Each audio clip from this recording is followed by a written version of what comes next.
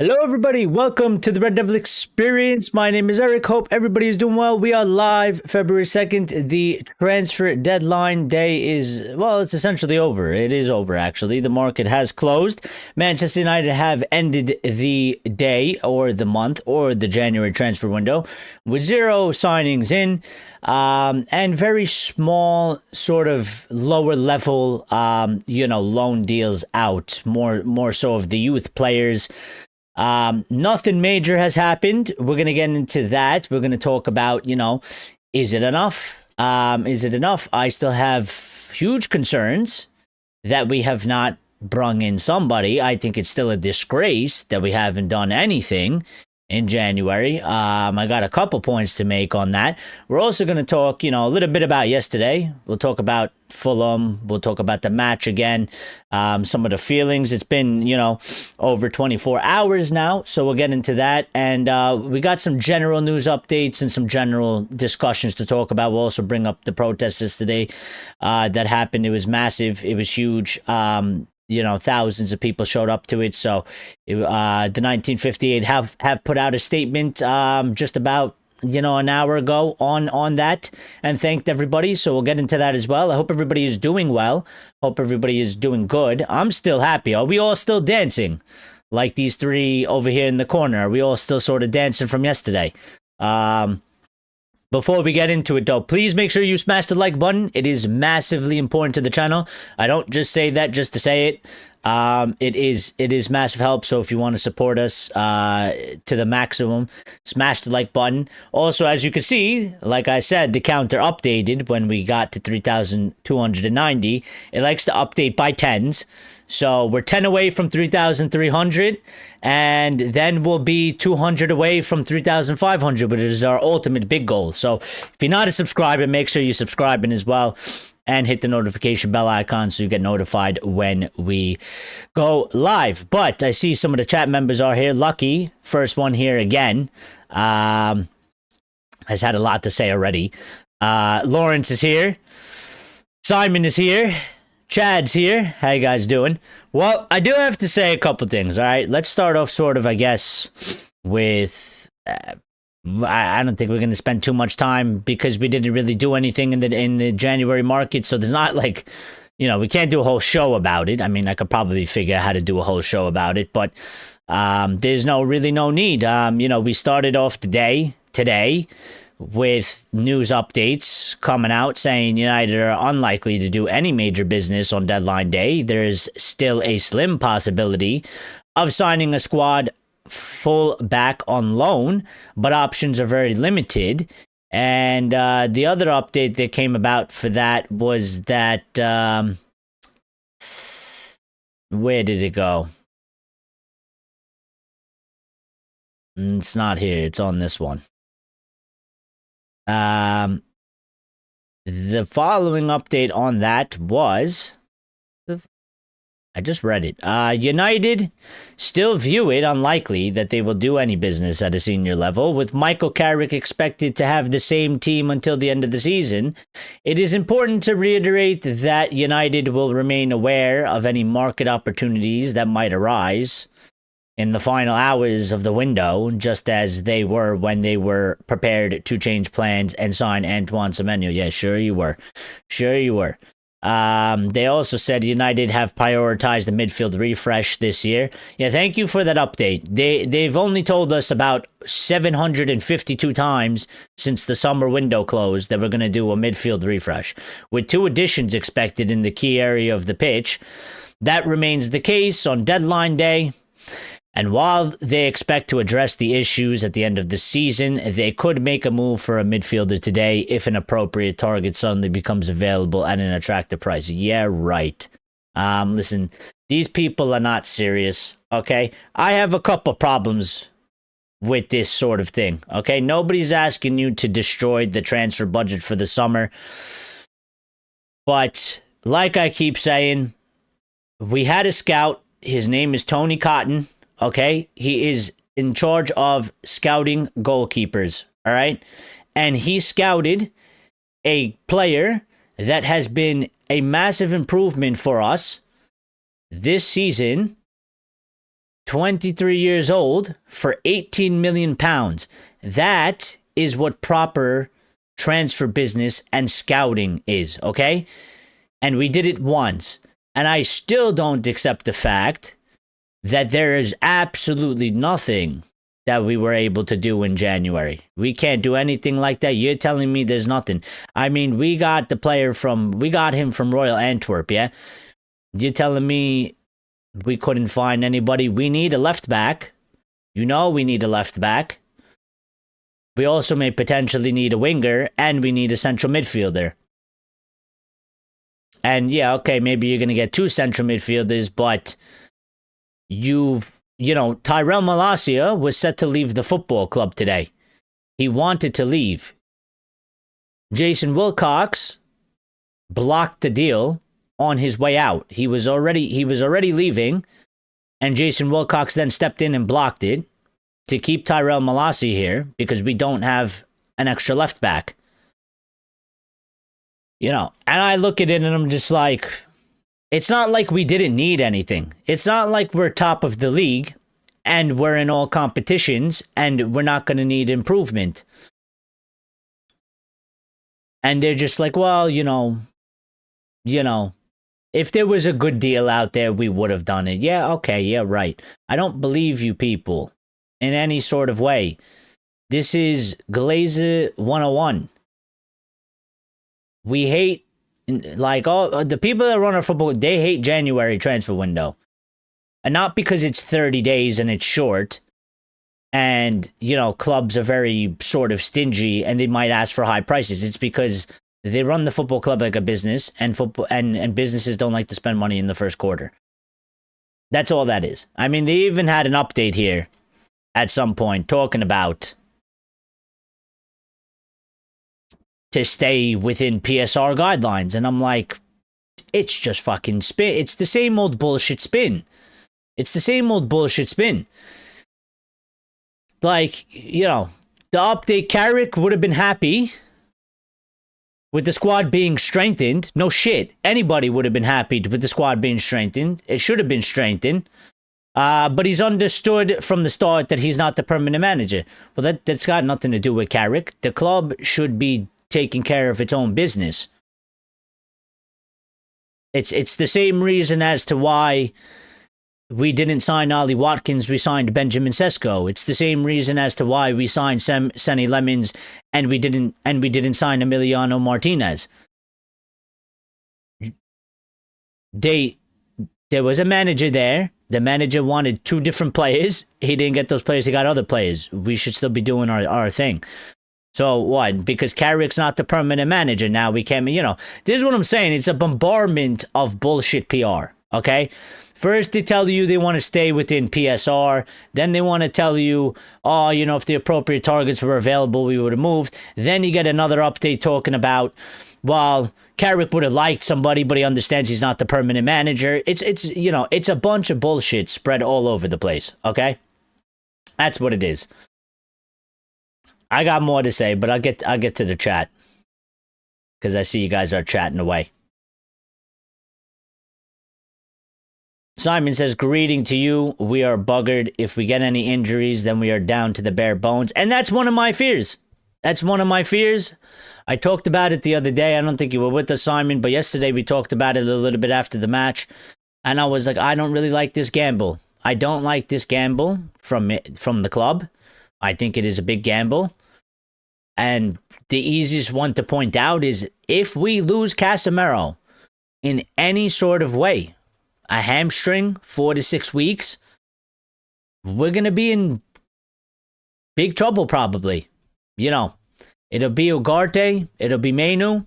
We're going to need Ugarte to really step up and kind of be something that he's not really not and try and fill the shoes of Casemiro, and I don't think that's going to happen. And then, we're probably going to have to call up a youth player to be on the bench because we're not really going to have any options in terms of in that position for substitutes, for, maybe somebody else gets an injury or something like that.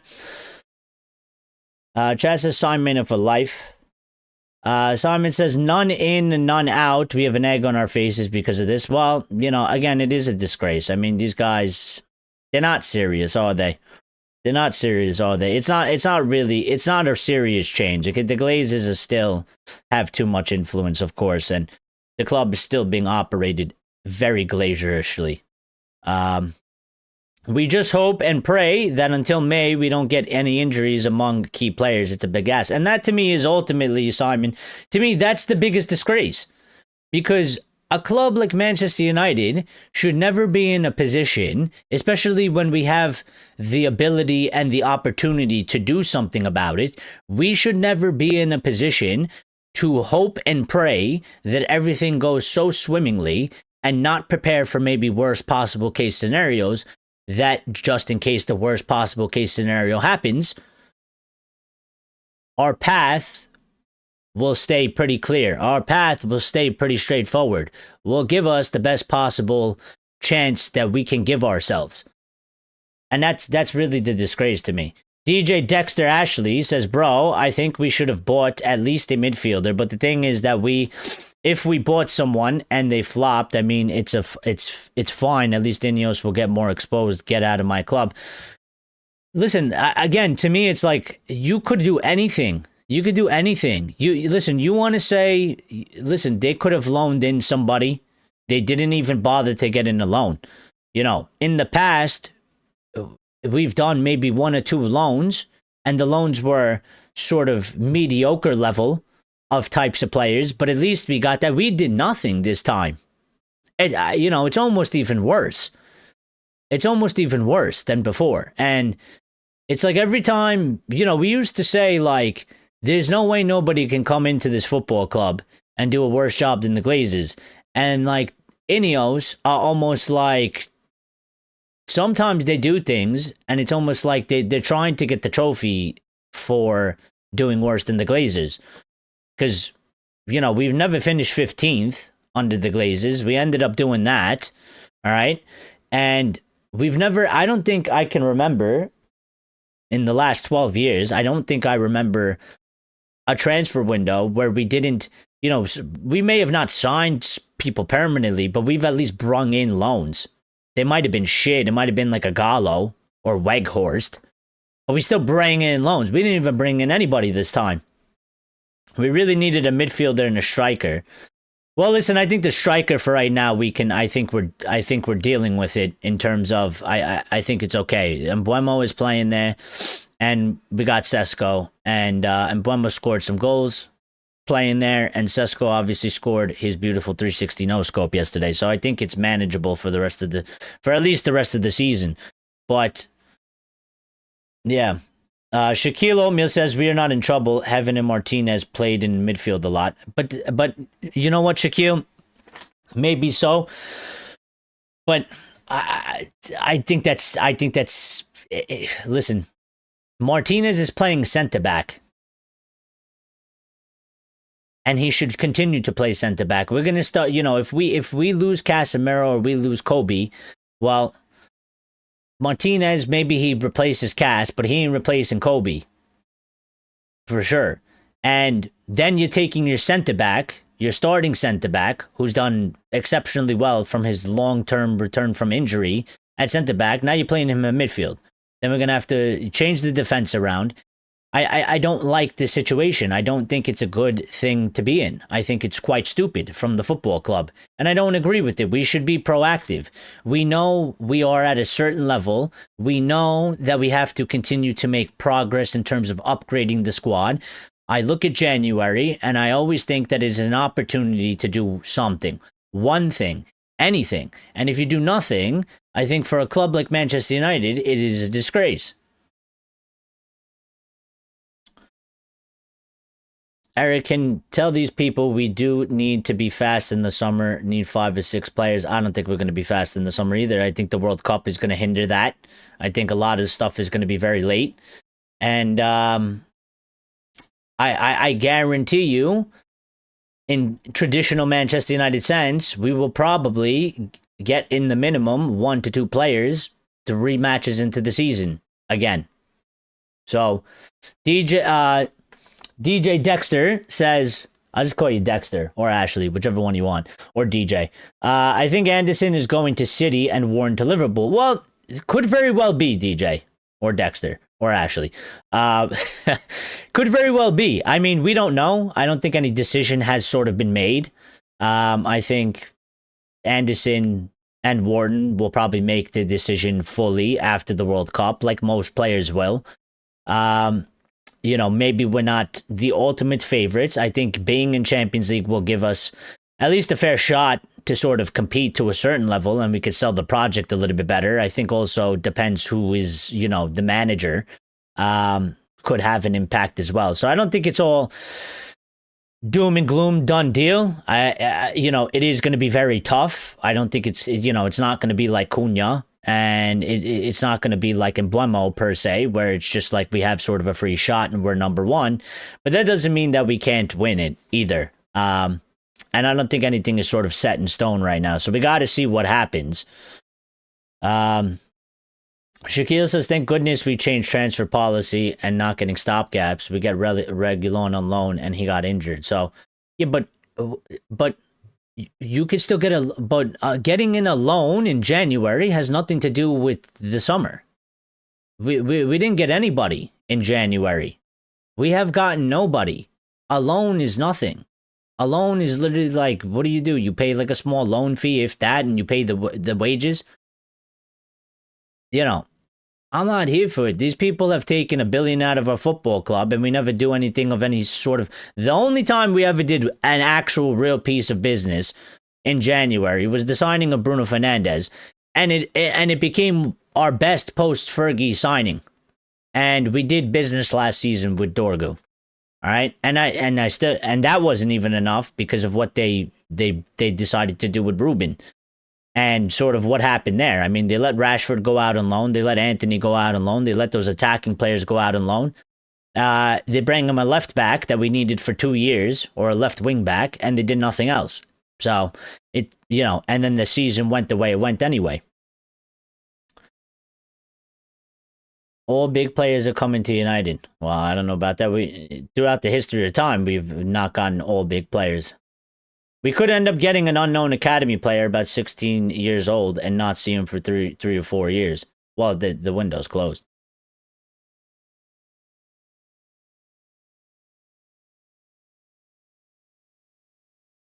We can forget Anderson and Baleba, because if we can't get any players in this window, then God help us. No, I mean, Baleba, I don't know what you mean by that. Baleba will come. Baleba is the only straight shot we have. Because he's like Cunha. And he's like Embuemo. He just wants to come to United. So, we're in pole position in that one. As it stands right now. In May, we will be looking back to why we didn't sign in January. Like we always do, I would say, probably. I don't know about you guys, but I still didn't get over the Europa final. Well, I sort of left last season to last season, Gotta let it go. Sometimes you just gotta let it go. We have basically shot ourselves in the foot. Well, potentially. We have basically shot ourselves in the foot. Potentially. I wouldn't say we've necessarily shot ourselves in the foot, because we might get lucky. We might not sustain any sort of real injuries. The squad might be okay. But again, I mean, I am sort of a gambling person. I do make some sports bets, and that wouldn't be a bet that I would necessarily want to put my money on.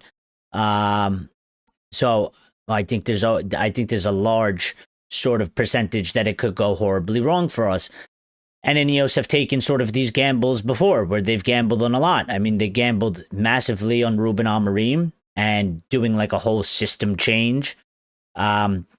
Basically a whole 180 on what we were doing in the middle of a season, with not the money to do that properly, with the problems we already had. And then we also gambled a lot on Champions League to win the Europa League, and that didn't work out for us. So I think this is one of those other gambles that they've done, where, they have been saying this for weeks. They've been saying that, Sir Jim has said since the beginning of the season, he believes that we have the quality to be a top 4 team. Could very well be true. But then they've taken it a step further. You were ready to give 60 million for Semenyo. Semenyo was gone, and it was just like we had nobody else on the list. I don't know. I kind of feel like maybe we weren't even really serious about Semenyo. Might just be PR, kind of to pass it off. They knew it was happening. We were linked to him from the summer. I don't know how serious we were in that. And it was like, well, look, we would have done it. You know, we would have done something for you guys, but, you know, we missed out on this guy. So, and nobody else is properly available. So we'll just wait till the summer. You know, I'm tired of hearing it. We've been kicking the can down the road. Sorry, we've been kicking the can down the road for seasons and seasons. Every time we get to January, they kick it down. They kick the can down the road. And, you know, INEOS has lost all sort of, not credibility, but they've lost any sort of benefit of the doubt from me personally. I now stand on the other side where prove me wrong. And I will doubt you and I will criticize you the whole way. And then you prove me wrong. If you prove me wrong, well, then good for you. I don't really care. I don't really care if in the end they do a good job and I've criticized them the whole way through.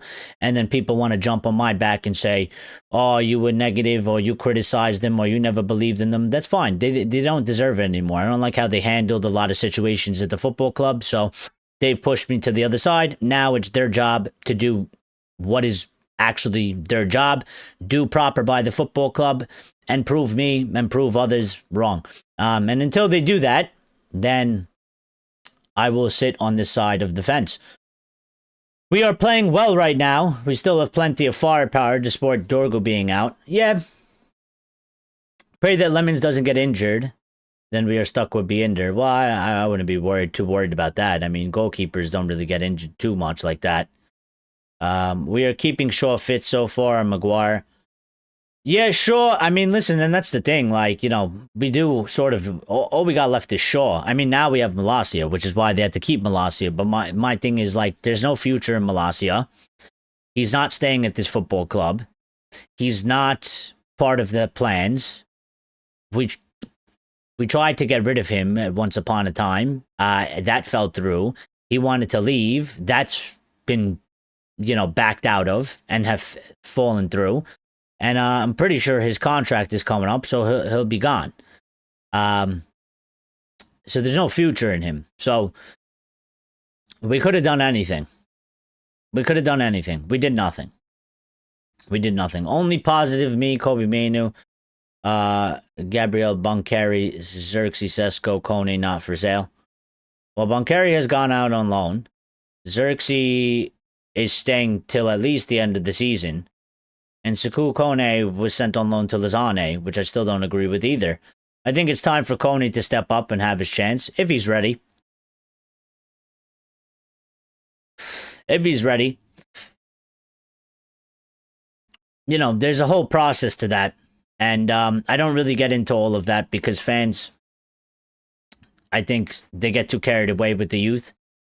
And we don't get the full picture. And we don't get to watch them day in, day out, and we don't get to watch them compete at every sort of facet of a level. So I usually put my trust in the people that are there, that are coaching, training, managing those players. And with Sekou Kone, doesn't seem like he's at the level yet. So don't think he's ready. And I'd rather be more patient than rush somebody that isn't ready and ultimately have them fail. So I think if, you know, they were ready, we'd see them at some sort of time, some level. The fact that they've sent them on loan to Lausanne, yeah, I think he's far away. I mean, even Diego Leon, who, you know, we signed him and fans hyped him up like he was going to be some, you know, the next Marcelo or something. We haven't seen him at all. So I don't really buy into that stuff.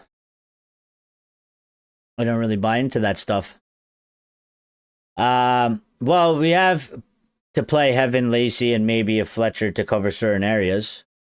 We could do that. During this month, if the worst comes to the worst, then we'll have to make emergency signings. Well, it's over now. There's no emergency signings. It's done. The window is closed. First 6 months, Lawrence says Atletico have spent 35 million on Lookman, so there you go. I mean, literally anything. We have the largest scouting network in the world, okay? We are literally all over the place. And nobody, again, every time I make this argument, nobody argues against it. Out of the, I don't know what the database, okay, of players are. Hundreds of thousands, a million, whatever it is, throughout the entire world, okay? There's no way that you can't find somebody like a Sene Lemons in any other position. Left back, centre mid, striker, winger, whatever it is. There's no way there's only one, you know, we hit the jackpot with Sene Lemons. We signed him for 18 million and he's been a brilliant goalkeeper. You know how actually hard that is for a 23-year-old from Belgium league to come in and do what he's been doing. And that's what these other clubs do. This is what the Brightons do. And I know we're not them, but we should be able to do what they do. If we are Manchester United and we're a bigger club than them, how come we can't actually do what they do? How come we can't find these players that cost 18 million, 15 million, 20 million? They got some talent. They're not 16 years old and we don't see them for 3 or 4 years. They're maybe 20, maybe 21, 22. And they could be part of the squad. It's not a risk to buy somebody for 20 million. It's peanuts in today's time. You can bring them in. If they flop, they flop. You sell them. You essentially lose no money.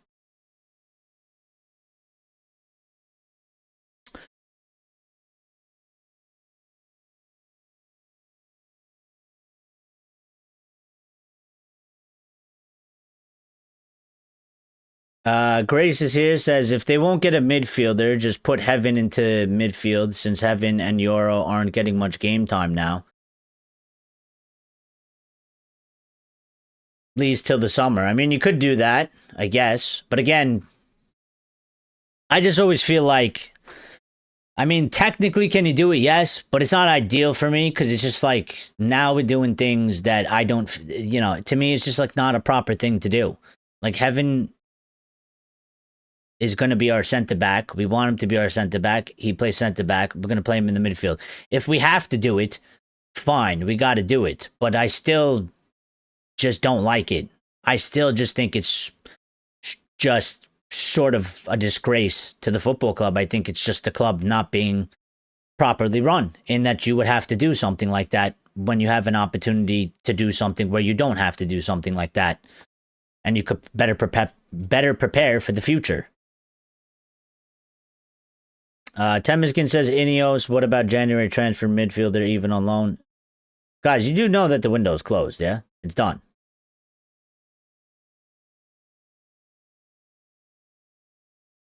So, I mean, we couldn't even get a bargain player today. I've been watching with great interest. I didn't watch. I wasn't even bothering watching because I just knew that we were going to... They made it abundantly clear. The whole way through, they were drip feeding this us from the beginning of December. Little by little, they started shifting the scales. First, it was like, we're going to do something. Then it started slowly dripping away to the other side. Well, you know, the targets might not be available.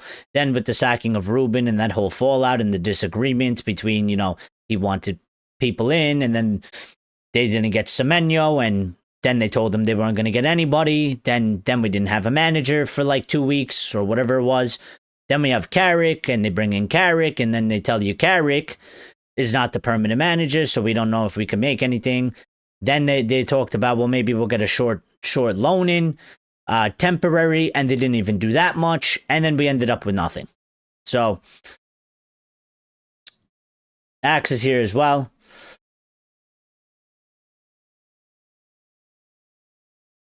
Axe says we have a top 5 squad. They need to focus on expressing our DNA. Also, Glazers and INEOS are incompetent and need to leave now. We may have a top 5 squad, but what happens if we lose some players out of the top 5 squad? What does the top 5 squad turn into?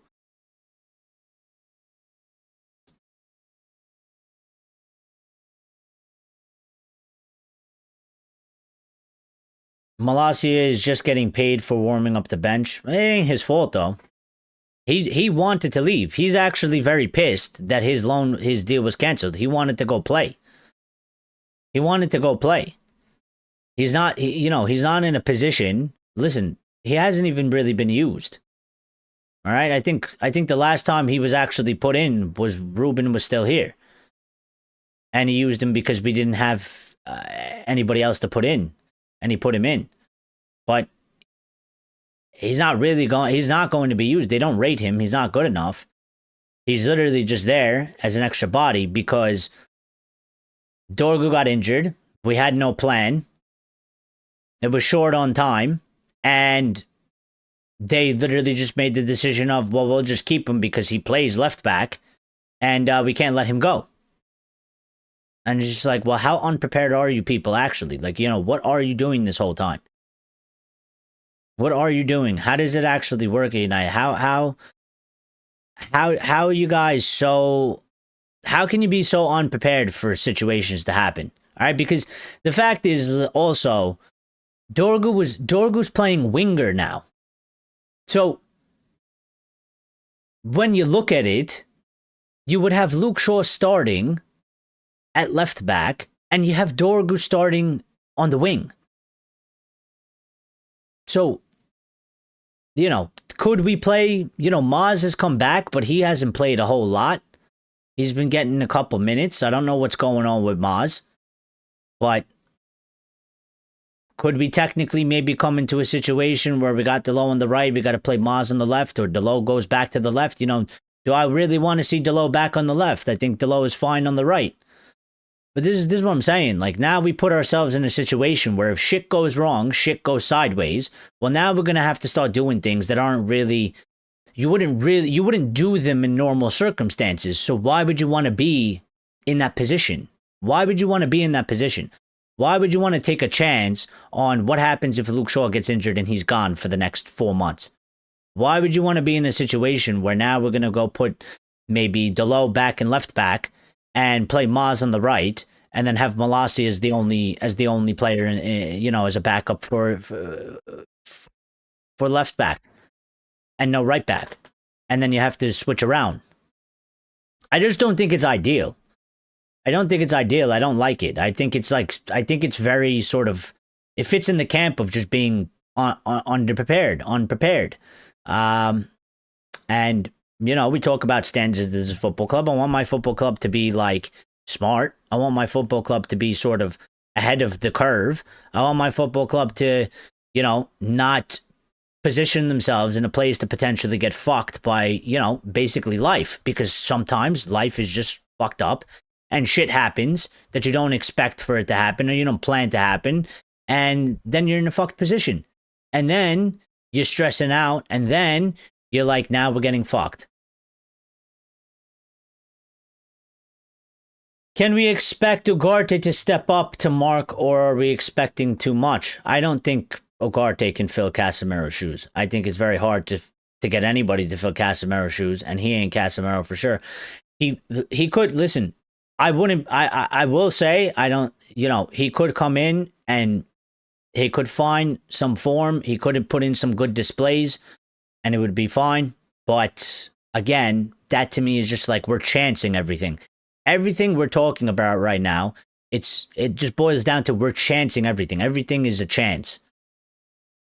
That's not really ideal. I mean, even if you get a loan in, you're chancing it, but it's like that's something extra you're chancing on. It's not what we have. That's sort of an extra chance you're taking. It's not like doing nothing and chancing and hoping everything goes well.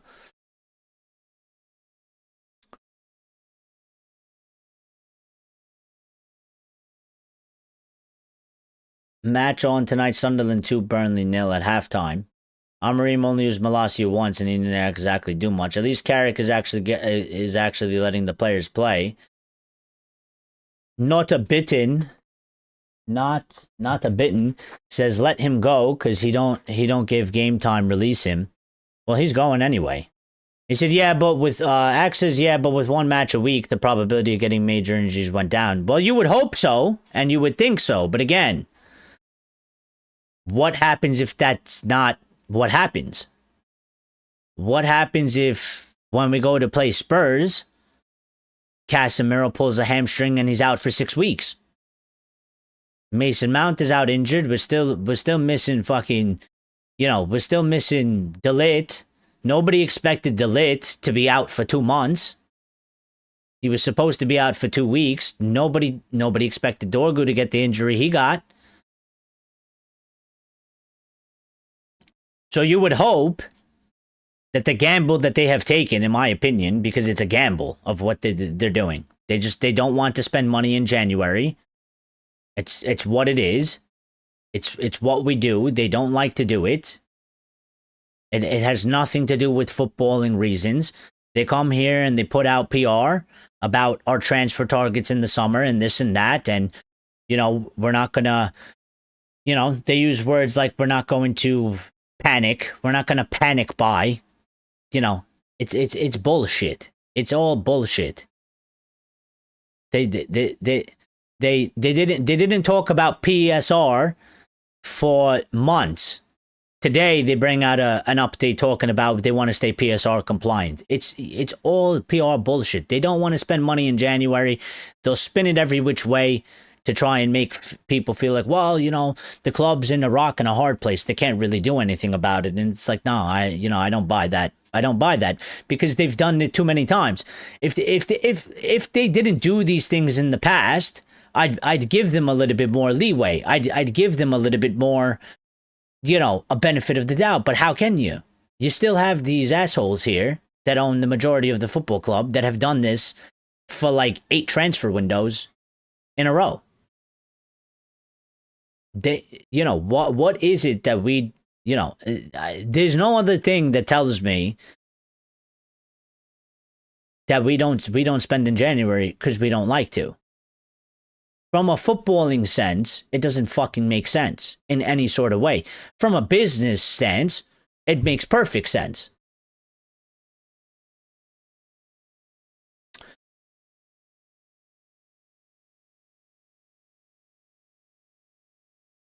It says Glazer's out. Yep.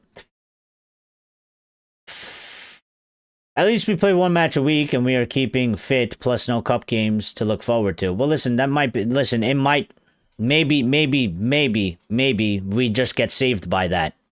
And hopefully that's what happens. But if it doesn't happen, I'm going to be fucking furious. You know what I mean? I'm going to have to just go on an absolute rant because it's just, I don't feel okay by this. I don't feel happy about it. I do sort of look and I'm like, there is a certain percentage of a probability out there that this can backfire on us monumentally and shit can go all the way wrong. And I don't like to be not prepared for when shit goes wrong, when shit hits the ceiling, when shit hits the fan.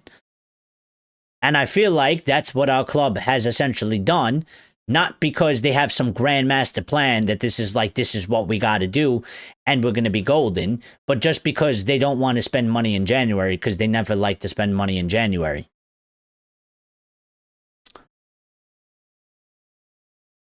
And the spin is crazy as well. And that's my thing. Like, the spin gets me angry when I read this shit and I'm just like, it's all crap. It's all crap that they put out.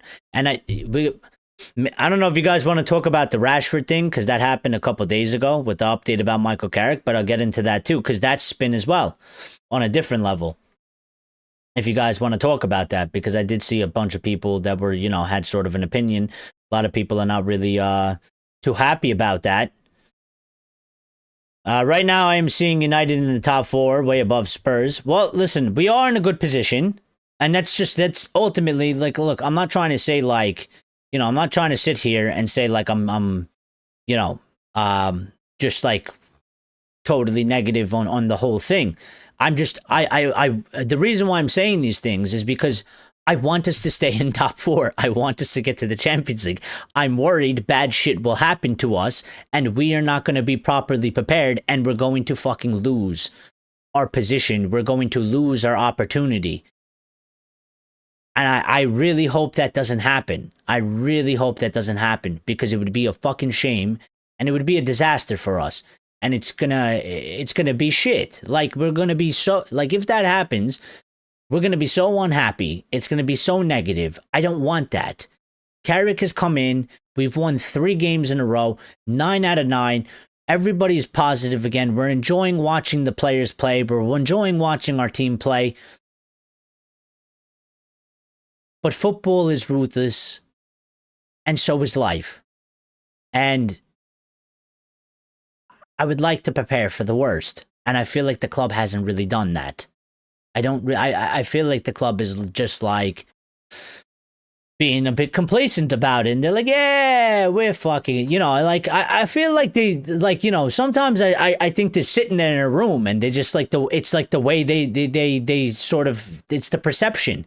They're sitting around in their chairs in the office, and they're just like, yeah, we're good enough for top 4. Don't worry about it. We'll be fine. We're fucking golden, baby.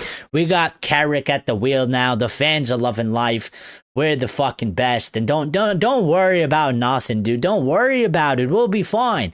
And then you go down like a month or 2 down the line, and some bullshit happens, and you're like, fuck. And now you're like, oh, fuck, what do we do? Well, you know, we're fucked. And then you sit there and you say, well, you told me not to worry about it. You told me everything would be fine. You told me that we were good enough. Don't worry about it. Sit back, relax, kick your feet up. Don't. Who cares? Carrick's at the wheel. We got 9 out of 9 points. We're fucking cruising. We're cruising to Champions League land. You know, that's what I worry about. That's what I'm worried about. Steph is here. Says indecisivos. Not back in the club, never mind the manager, short-sighted or stupidity or both. Listen, for their sake, okay? Listen, it could very well go down the path, okay? That nothing bad happens. We finish in Champions League, and they get to, like, sort of, you know, the end of the season, and they say, look, we were right, and we were good, okay? And everybody else that was worrying, you're, you know, a bunch of crazy people or whatever it is, all right? Could very well happen. I'm just saying, I don't really like the chances. I don't really want to take the chance on that. But they've decided they want to take the chance on it. For their sake, it better go the way that they are sort of hoping or think that it's going to go. Because if it doesn't, they've fucked themselves on that one yet again. You know, it'll be something else that they fucked themselves over again. Lucky says, I told them Ruben Amorim was denied to bring 1 player on and loan for selling 2 youths. Simon says, we have just 14 matches left, and the other clubs have FA Cup, Carabao Cup, Champions League, Europa League, plenty of games for their players to get injured. Well, listen, I'm not discrediting that in any sort of way. Could very, very well be true.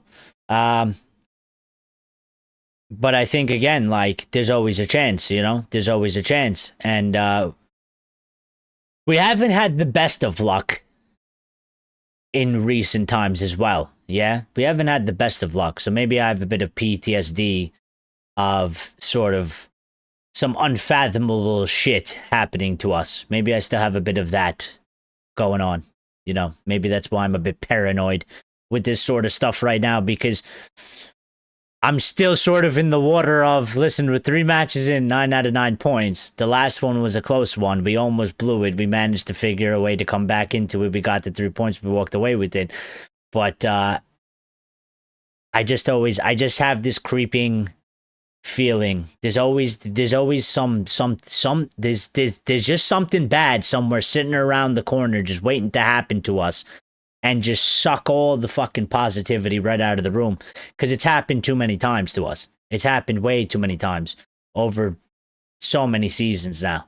So, you know. And I'm not just talking about, like, we lose a match of football. You know, it's always something. Something, just somewhere, something happens. And you're like,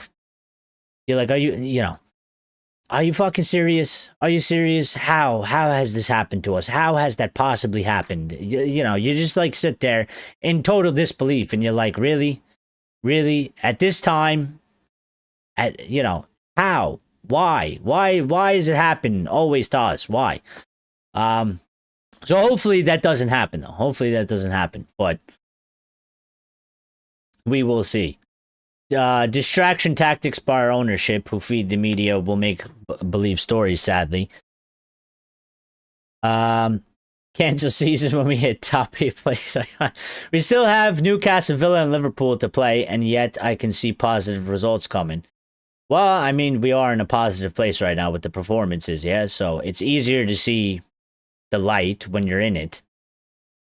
It's harder to see the light when you're in the dark. So, Amorim once said, good times are coming. Too much Bob Dylan. I wonder what Carrick's mantra is. Well, to be fair to Amorim, good times are coming. He didn't necessarily say it was with him. So, he wasn't necessarily wrong, I guess, because I think if you asked many people, the good times have came back now. He's just not here for it. Renosa says, we really need to hit a big portion of this fan base with how would you feel if you didn't have breakfast this morning? Because they cannot think in hypotheticals. This January is definitely a disgrace.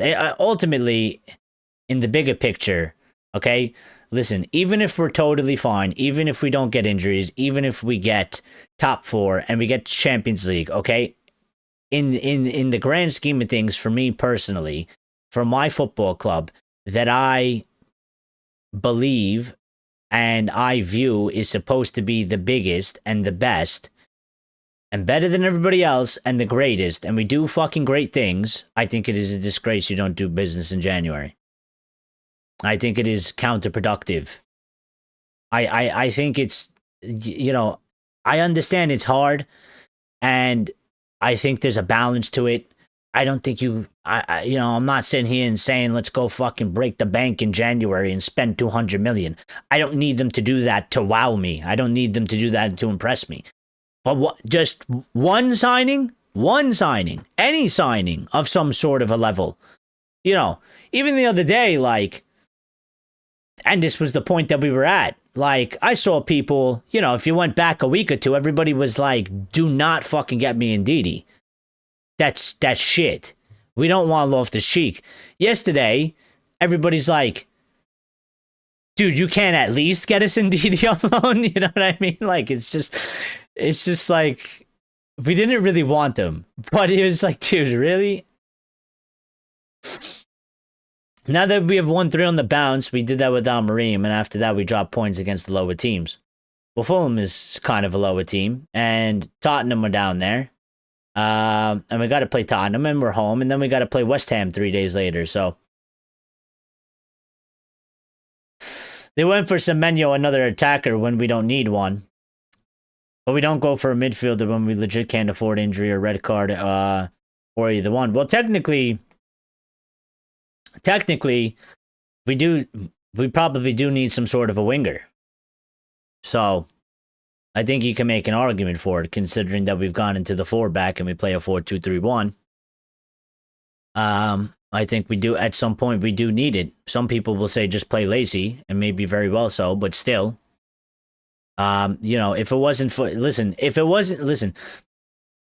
Dorgu wasn't doing what Dorgu was doing, we would have definitely needed 100%. You need another sort of a winger. You need another sort of a wide player. We just happened to get maybe a bit lucky that Dorgu started playing very well, and it was like, well, actually, you know what, we could use him there, but we don't even have him now. Are you being paranoid or historically informed? Well, you know what I mean.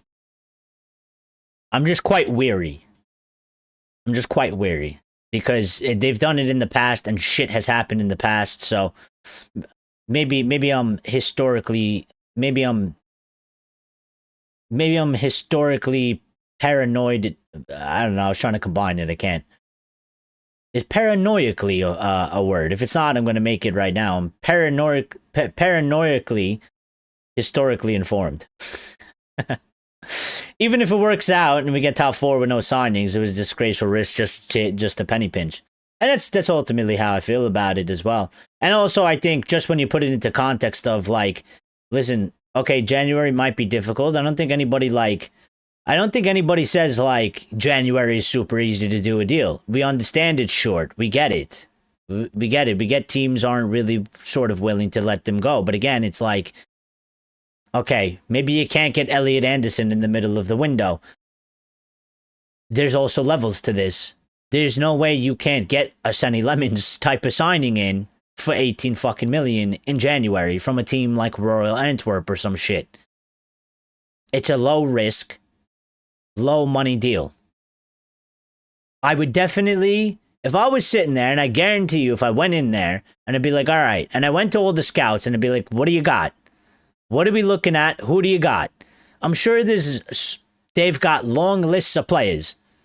And I'm sure you could sit there and within a week, you could probably come up with 2 to 3 names of players that you could at least attempt to try and go for a low fee of 20 million in a position, which would help us in the summer, because it might be just one less signing and we fill out the squad a little bit more that we have to do in the summer. You might not have, I don't think it replaces any of our main targets, but if the main targets are Elliot Anderson and Wharton and Baleba for the midfield, okay, well, we might need somebody a left wing. We might need somebody a left back. Maybe we need a striker or some shit. Fill out the rest of the squad. It's just one less deal you got to do. It's one less deal you got to do in the summer anyway.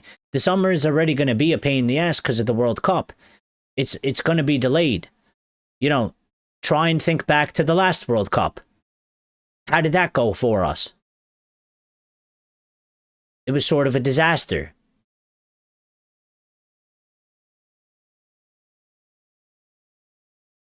Next season, I would love to hear the Champions League theme tune. Belting out at Old Trafford speakers is a great feeling. This will mean Man United are back in it. We got to be back in it. We need to be back in it.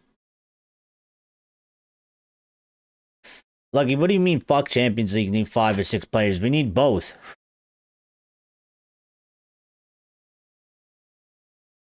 And I disagree. You say we're a top 8 club, but fans are too stupid to realize this. We're sitting in 4th. We are sitting in 4th, and we are 4 to 5 points off of 3rd right now.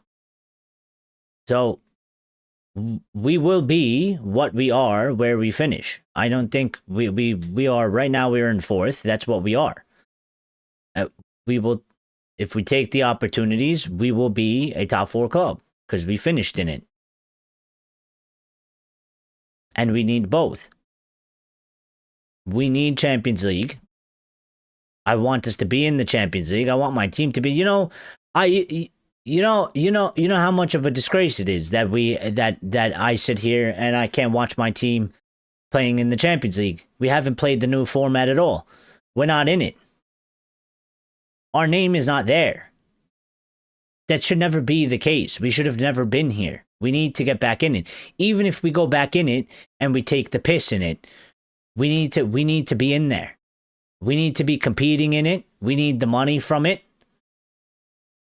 We need our name in there. We need to be in that competition. 110%. We're going to grow from that. Regardless. We need to be playing the highest levels of all competitions. If we're going to grow. If we're going to get better. The longer we're out of Europe, the more average we become. The more mediocre we are. We need to be in the... It is a huge, massive competition. It is the... it involves all of Europe. We need to be in that. We need to be in that.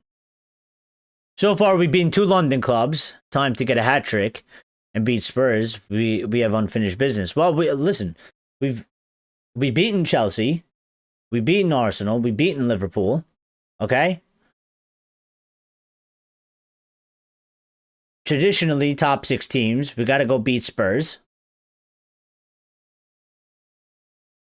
And we've beaten City. So,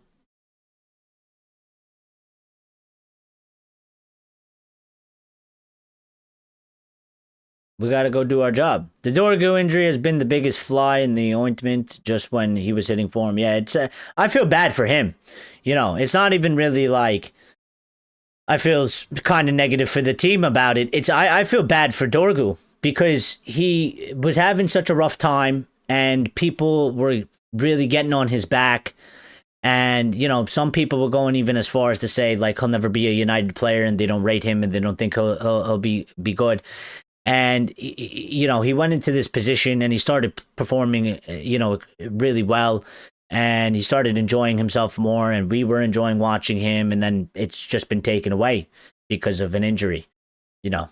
So I feel bad for him in that case. Max says, I've forgotten about the World Cup. United will no doubt have many players taking part in the World Cup, playing for their respective countries, and I hope to watch every match which contains our players. Well, we'll have our players as well, but, you know, the players that we want to bring in, they're going to be a part of it as well.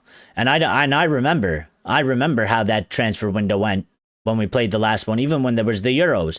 And the Euros is like, you know, it's a bit similar to the World Cup, but I remember that transfer window of the World Cup. It was a disaster.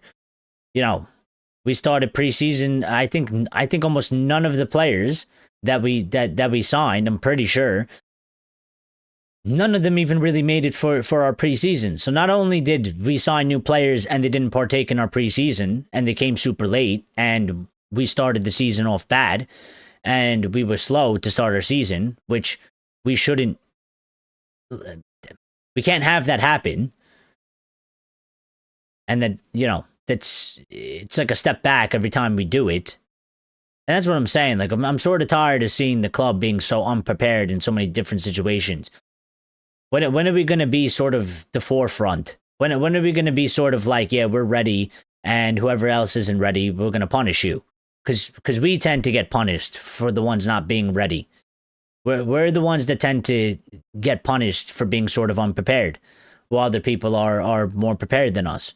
I'm sort of, you know, I'm tired of that. I just want my, you know, I don't think it's too much of a hard ask to just sort of be prepared for shit. We aren't going to find one gem after another, but at least they should try and scout some more players.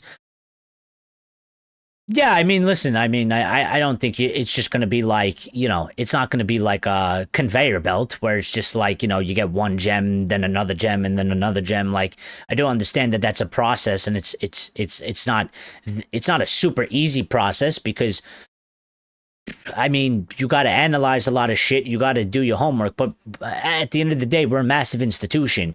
We have a ton of people working on these things. We should be able to sort of, at the very least, like, listen, maybe you don't hit on the gem, but we should at least be able to take a chance on somebody that might be a gem. You know, we haven't done that at all in January.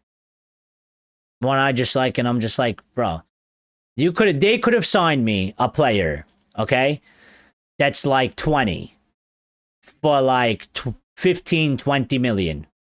And I could have not known his name about him. And they'd be like, listen, he's going to come in. He has the potential that, you know, he'll be on the bench. All right. And I'll be like, cool, let's see him. And like, let's see if he's good. If he did shit, I mean, like, all right, well, you know, it was 20 million. We paid in installments anyway. We paid per year. You have 1 to 2 years. We sell him in 1 to 2 years. And what's happened? Nothing's happened. We didn't gain anything. We didn't really lose anything. It is what it is. We need to win UCL ASAP. That's not going to happen for a number of years. We're not even in it, Axe.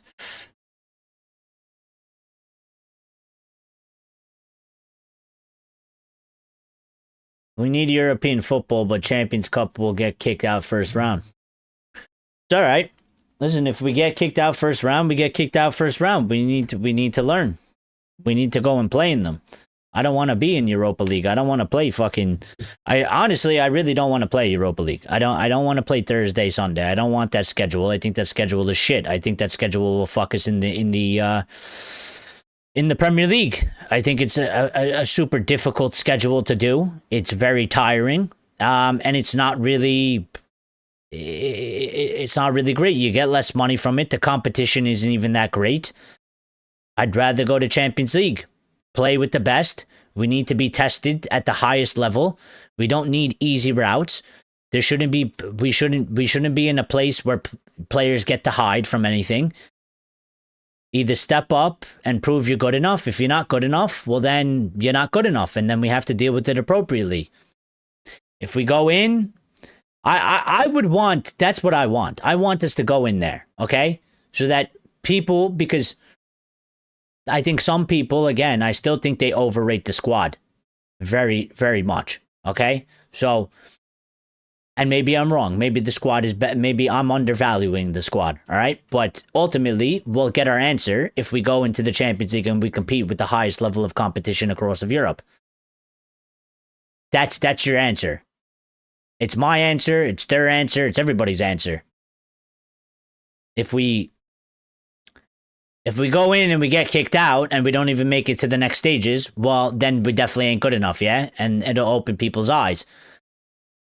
If we go in and we do well, it's like, well, you know what? Maybe we misjudged them. We are a bit better than we are, than we thought we are. And, good. That's good. That means that we're in a better place than we actually thought we were. I'm not one of these people. I don't want to hide in easy competitions. I don't want easy rides. I don't want to do what City tend to do, where they have this squad and then they get the easiest competition because they already win anyway. I mean, they've won things. So for them, it doesn't really matter. But for us, we need to be tested every which way, up, down, and left. And we need the ultimate test because I don't want to be flying under the radar, sort of patching over the cracks, because I kind of feel like that's a bit of patching over the cracks. You play easier games, you get some good results, and you think you're better than you actually are, and then you come up, or you come in a situation where you're facing really tough opposition, or you hit a certain level, and then we can't go any higher, and then it all sort of falls down, and you're like, well, what's happened here? And it's like, well, we weren't actually as good as we were, or we thought we were, and it's all falling apart. Newcastle are slipping up bit, and Villa will be tricky. Dorgu played as though he has been there for ages. Well, he did used to play winger, he said, so, which is, it happens in football. I mean, Scott McTominay said he used to play as a forward. They turned him into a midfielder. Who else? There was somebody else. I think Heaven was playing as a midfielder in the youth setup. He was turned into a centre back as he got a little bit older. And they do it all the time. At least come May, we have 3 months to get a new manager sorted and broke in. Well, we'll see. I mean, I don't even know how that's going to go. What? I'll be going to, I don't know if we're going to get one in June. We might have to wait till July for a new manager. I don't know. I don't know exactly what they're going to do and how that process is going to go. Depends how well Carrick does. Depends if they plan to give it to Carrick or not. If they give it to Carrick or not. And if they don't, depends who they are going to go after. I mean, again, like if you're going to go for Ancelotti or somebody like that, well, he's at the World Cup. Nagelsmann's at the World Cup. Tuchel's at the World Cup. There's a few managers there that if you're going to go for them, well, you might have to wait for them to finish the World Cup, And if they go deeply far into the World Cup, well, it's like, okay, well, so we're not going to get them till mid-July, early July. So I think it's very hard to sort of determine how this is going to go. We're just going to have to kind of sit in it and see how it develops, because we don't have the slightest clue of exactly how it's going to go. I think it's impossible to sort of determine at this moment in time, because I don't even think they've really sorted it out, And they're supposedly doing this work now, and maybe, if they're actually being good at their job, calling up Ancelotti and all these guys and sort of having talks now, the World Cup's not going on, maybe they're preparing. But there's always difficulties with that. Maybe they don't want to discuss it now. Maybe they don't want to think about it now. Maybe they tell them, I'm focused on this, I'll talk about it later or something like that. Carlos Balebo still prefer to come Manchester United regardless of league position. And that's what he said. Or that's what they said. He said, I hate to tempt fate, but before Carrick took the helm, rival fans were laughing at us. So who's laughing now? Well, yeah. I mean, let's keep this form and let's keep it going. Well, just on that, Simon.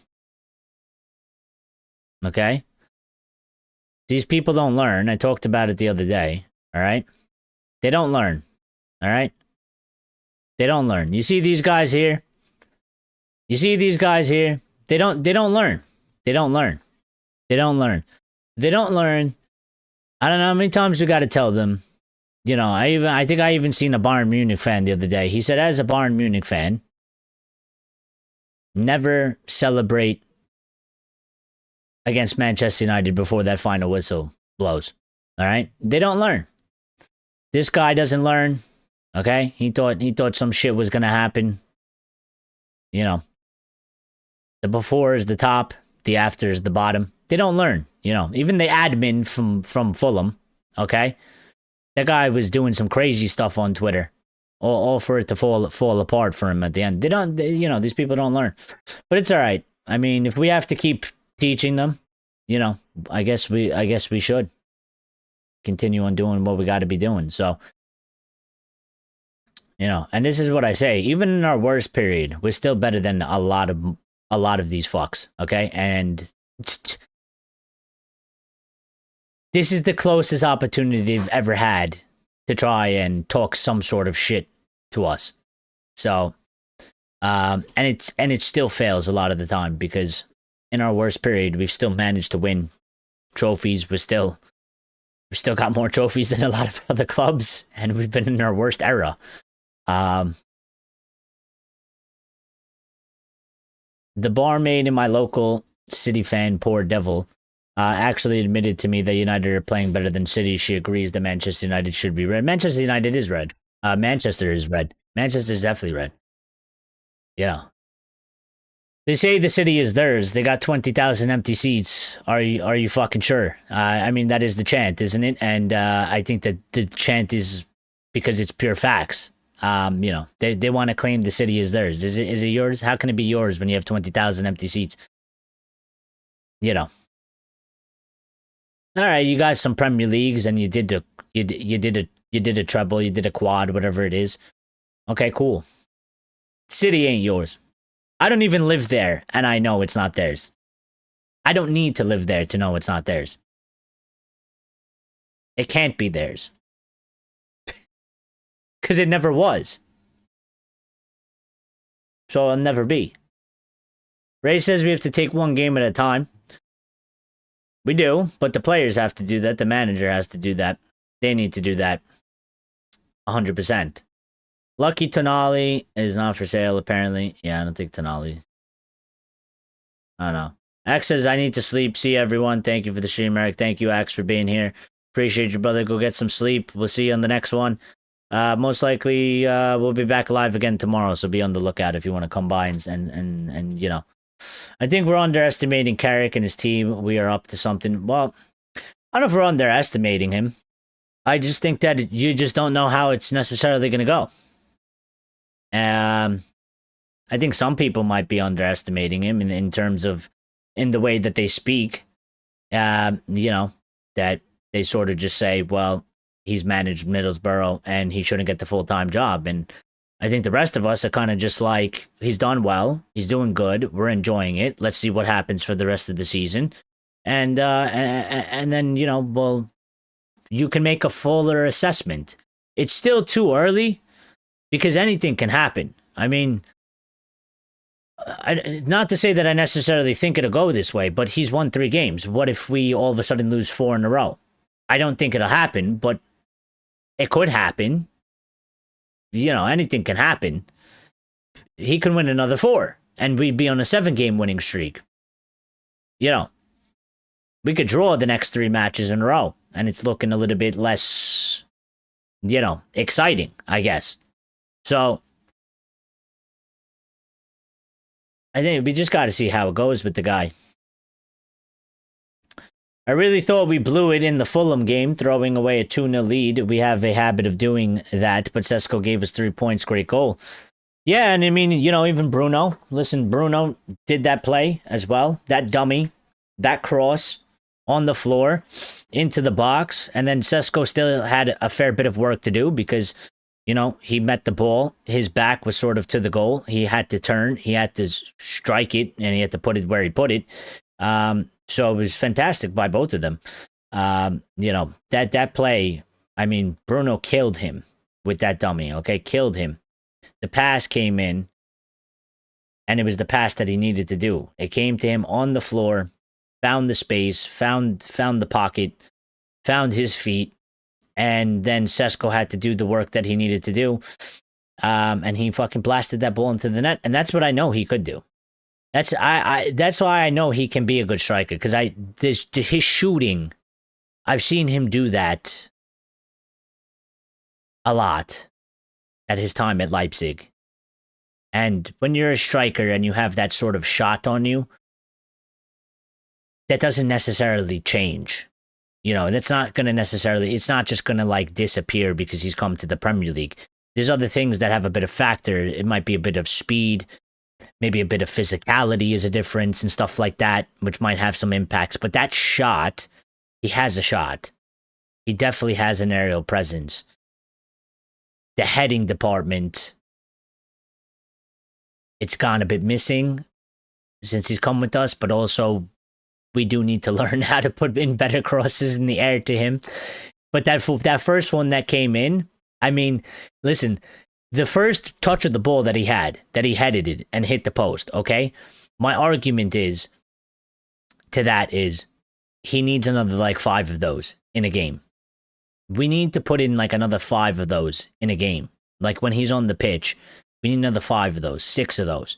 He needs as many opportunities as possible. You should give him as many opportunities as possible. Because at the end of the day, if you put it in 6 times and he scores a goal, it's still a goal.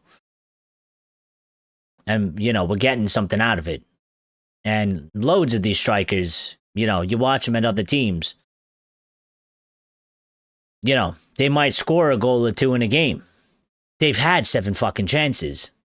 But at the end of the day, nobody really talks about that. Nobody really talks about, well, he had 7 chances, he only put the ball into the back of the net twice. Everybody's just nah, he scored 2 goals. Because most likely, it helps them win the game, and nobody really gives a shit at the end of the day. I'm closer to Manchester than you are. And yes, it's not their city.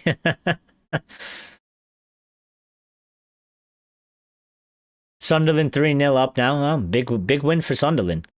It is against Burnley, but big win for Sunderland. Lucky says, if I had one player January, it would have gave me insurance. Fact on not sold Ugarte and get Joe Gomez. Yeah. I mean, listen, it's lucky. I think Joe Gomez was so out of the picture. You know what I mean? But I get what you mean. We have to stop going for top name managers. Didn't work. Maybe this one works, or it starts of something. Well, I don't think we have to stop going for top name managers. You just need to get in a manager that fits what you're trying to do at the club, and then follow through with it and operate the club properly. I don't think you have to just stop. I don't really agree with not going with top name managers, because top name managers are top name managers for a reason. They do well. Ruben wasn't a top name manager. Ruben was a guy that, and I wouldn't even argue even Eric Ten Hag. I wouldn't say that those guys are top managers. Top in name, maybe, but that's all hype. And that's sort of a different story. But to me, it's just a bit more simple. It's just what is the direction of the football club? Go get a guy that fits that. what are you building here? Where are you trying to take the club? Whatever it is, whatever you describe it as, okay, good. Go find a guy that fits the description and get him in, and then move forward. And then do proper transfer business and all that stuff that coincides with it. I think too many times we just, you get somebody in, whether it's by name or it's by hype or whatever it is, and then a year and a half in, they just go, yeah, plan's not really working, fuck it. And they start changing things, or they just start going in an opposite direction. And it's like, you're never going to get to the end of the road if you keep trying to take a fucking different path.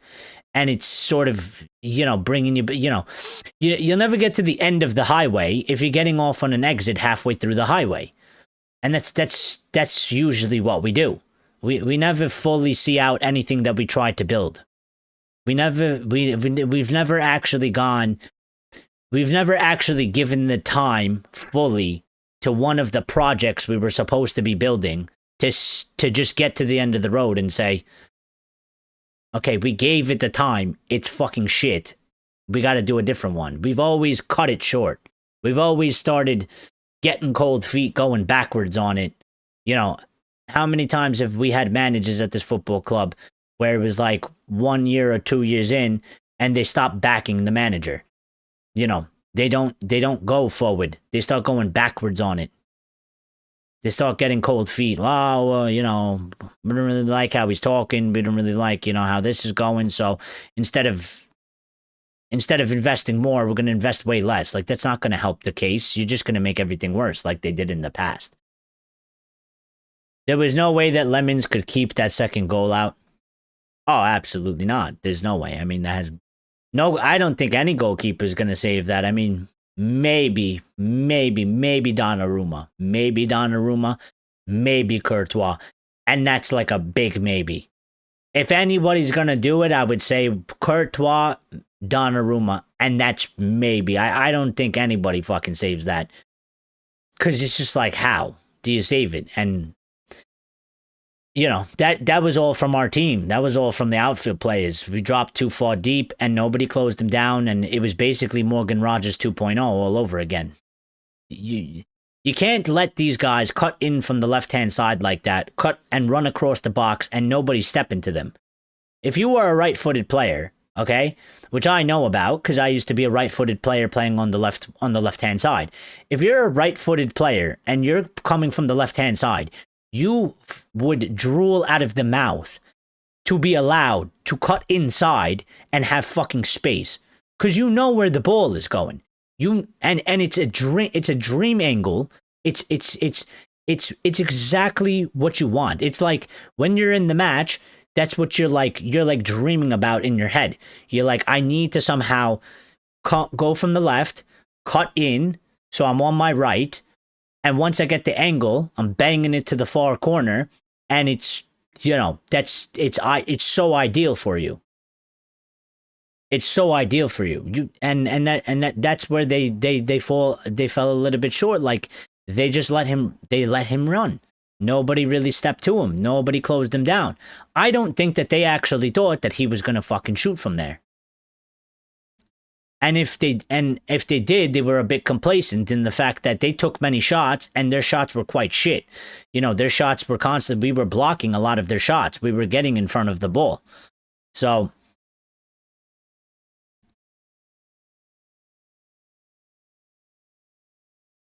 let's hope Southgate's name doesn't arise again. I don't think it will. I would be very surprised if they, I think the media likes to do that, but ultimately, I don't know if I should believe them on this, but I mean, they did say that it was Dan Ashworth's idea, and Dan Ashworth is no longer with us. And it was reported quite heavily that Dan Ashworth was the one that literally said Gareth Southgate as his first choice, and he ain't here. So I would be very surprised. Or I shouldn't say very surprised, but I would be surprised if it is. I think the whole Southgate thing is because he's fucking English and because it's United and the media know, and everybody sort of knows, nobody likes fucking Gareth Southgate. Nobody wants Gareth Southgate. And if you put Gareth Southgate's name associated with the Manchester United name, it causes mass fucking hysteria. So I don't really believe it. And if you look actually like what recently just happened, I mean, if it was going to be Southgate, he's not in a job. They could have potentially just went and got him and put him in. And his name is being linked sort of less and less. So I don't really think it's like a thing. If they were to do it, I think they would be fucking idiots. And, you know, I'll scream and shout all day about it. But I'm not really buying into it anymore. You know, last time I think they mentioned it once, and like, you know, Goldbridge was sort of losing his shit and some other people were losing their shit. And I was just like, I don't think you need to lose your shit about it. I don't know. I don't think it's that's going to happen now. I think I think we've moved past that. And I think it's just being brought back up again by the media because it gets a shit ton of interaction. You know, the media doesn't care if when they put out a story, they don't care if you're there like, yay, I'm so excited, or no, this is bullshit. They just want you to click on shit and then ultimately reply. So, and negativity sells quite a lot. And so, you know, I'm sure some of them are probably aware that nobody likes Gareth Southgate. Nobody thinks he's good. Let's write an article about how Manchester United may potentially go and get Gareth Southgate as a, you know, if I was that and I wanted some clicks and some links and I didn't really give a fuck about the club, and it was for me to you know, for my benefit, I would write an article saying Gareth Southgate is in possible contention for the Manchester United job, because I know when I post that, a shit ton of people are going to go there. They're going to react to it very negatively, and they're going to start losing their minds and start going crazy. And they're going to say things like, he's shit, it's a disgrace, and all this stuff. And it's going to get people riled up. So, you know, I don't really think that's the thing. I mean, if you look at sort of the list that's actually been reported, you know, it's been, you know, a little bit of Poch, Ancelotti, I think a mention or two of Enrique, Tuchel, you know, Iriola's been mentioned before, Glazer has been mentioned, you know, Southgate hasn't really been mentioned. And when he was mentioned, it died within, like, you know, a day. We avoided the bullet by not signing Donna Suma. It was time that United had a decent keeper post. Well, listen, I think Donnarumma is a very good goalkeeper. I mean, if you look at the game that he played yesterday, he made some insane saves. He's really, really good. The only thing is that obviously he's on some absolutely ridiculous wage. And definitely in the past, we definitely would have made that signing solely for the name. Although I think he would probably have the ability to cope with it, but we definitely would have probably signed him for the name, and we definitely would have, you know, given him something fucking stupid. You know, whatever he's getting now, we probably would have gave him more than whatever he's getting now, and he's getting something crazy, like it's like 300,000-400,000 a fucking week or something like that. It's like something insane for a goalkeeper, which would always set us up to sort of fail because, again, yeah, we needed a goalkeeper, but we have other pieces missing in the team as well. And, you know, it just always sets it up. It would just set it up for it to go horribly wrong. He makes one mistake. You know that they're coming for his throat. You know that they're going to shit all over us for it. You know, in this situation, sort of, it's gone the other way in that we paid 18 million for this kid. No one knew much about him. Nobody knew much what to expect or how good he actually was. We've paid next to nothing from him. You know, it's actually quite funny that we're talking about this because you don't see the media. There's nobody from the media. Nobody is talking about that. Nobody's. You know who's talking about it? Us. The fans are talking about it. You know, I see fans putting up appreciation tweets for Senny Lemons. They're talking about, you know, bravo to the goalkeeping scout, Tony Cotton, for making the recommendation he did. We're the only ones talking about it. The media isn't. Listen, it's always the total opposite way. If we signed Sonny Lemons for fucking 80 million, okay, and he made one mistake, they'd be writing 72 articles about how he's shit and how, you know, it's a flop of a signing and this and that. We signed this kid for 18 million. He's 23, comes from Belgium, and none of these people write anything of any sort of thing of how it was actually a positive signing. None of them. Not a single one of them. I haven't seen it. Maybe I missed it. But as far as I know, none of them. There hasn't been one piece of media that says United made a good signing on Sonny Lemons. 18 million. He's coming. He's done well. The only people that are saying that are United people. The other people that write hit pieces on all our players, and anytime that goes wrong, they got nothing to fucking say. And that's why these people are crooked. That's why these people, you know, what we need to do is we need to get back to being our best in all areas so we can shut them the fuck up finally and properly. Because they keep blabbing and yabbing the mouth. And we sort of let them do it. So, since the inception of the Premier League, no English managers has won the league title. Can't count Fergie, he's Scottish. Yep, that is an absolute fact, and that's why I will always, you know, once upon a time, I think we had one or two people in here, and like, again, I'm not like trying to disparage anybody that's English or anything, but we had somebody saying that they wanted an English manager because it's an English team, and I'm just like, I don't fucking agree with that. I mean, under what basis are you saying that an English manager hasn't won the Premier League?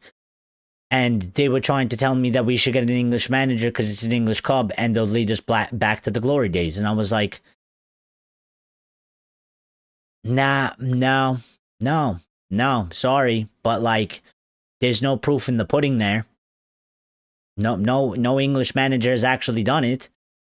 So why would you think that would be the case for United? You know, what would be different there? There's been some English managers that are decently good, but to be fair, I mean, they haven't been the best of the best, have they? It's been other types of managers from other places that have had this success. So, you know,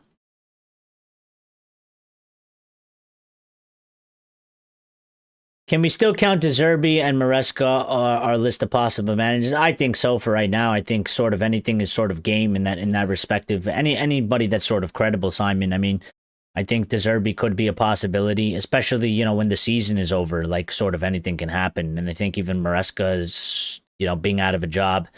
I think they'll, you know, I think some are maybe more likely and less likely, but things could change. And, you know, if they're going to do such an extensive thing, I think they'll talk to everybody, as many as they can, or as many as they want to. So, and, you know, I don't know what process they're necessarily going to go through, but maybe they get impressed by somebody that they didn't initially consider that high on the list. And then, you know, they have an interview with them, and then maybe they get impressed by whatever goes on in the interview.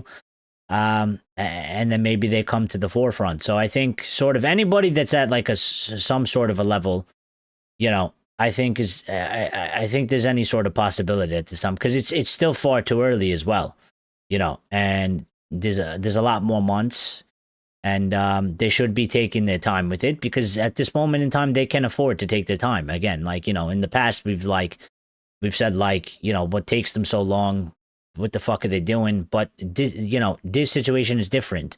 We don't want them to rush it. They don't need to rush it. There's no reason to rush it. Everybody is fine with Carrick, especially with how it started. Okay. You know, you made it clear he's going to be here till the end of the season. Nobody expects that to change, no matter how it really goes. So therefore, take your time with it and just do the most thorough process you possibly can. And then obviously make the best fucking decision, you know, that you can. So we'll see.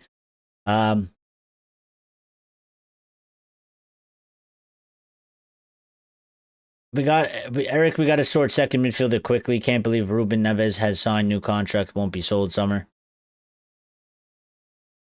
We should have signed a new keeper when Onana was crocked. Well, incompetence of the football club. Regarding recent results from Spurs and West Ham, what do you think will be? Who do you think will be next in the sack race?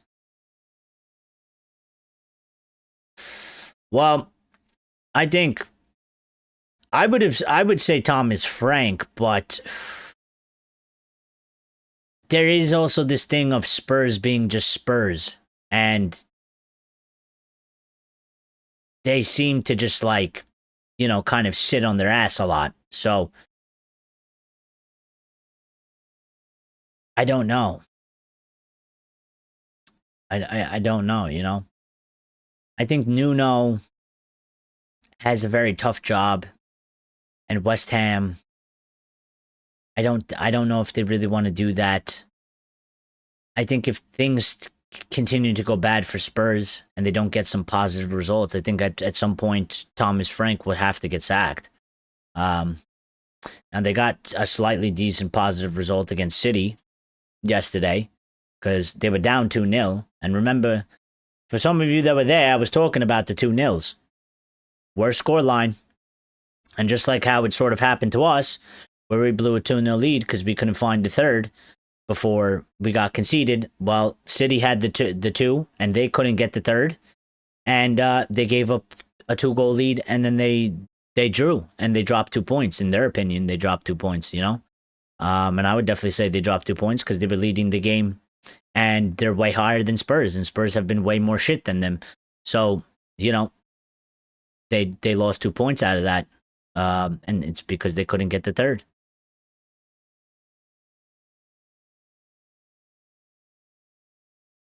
Ruben Neves signed new contract. Well, it is what it is. Listen, I don't think Ruben Neves was the be-all and end-all anyway. I didn't know how great he would be, but ultimately, to me, that's not a big deal, Lucky. Because to me, ultimately, again, like I said, we have the largest scouting network out of every football club in the world. We should be able to find solutions and answers if we do our job properly. Ruben Neves may be gone. Maybe we don't get Elliot Anderson. Maybe we don't get Adam Morton. Okay, there's not 3 players in the world that it's like if you don't get that player, it's over. There's tons of players. There are tons of answers and solutions. It's about finding them and then executing. So they need to do their job, which is what I'm worried about. I'm not worried about a player, that player went there or this player signed a new contract. All right, whatever, it happens. Even during Fergie's time and stuff like that, there was players that we tried to get. They didn't come with us or we lost out to them to other clubs. It wasn't the fucking end of the world. We went and got somebody else and we made it work. That's what we need to do. He signs a new contract. He signed a new contract. Good for him. Go stay there. Whatever. Too bad. He's not the be-all and end-all. It is what it is. We just got to go and find somebody else. There's tons and loads of players out there.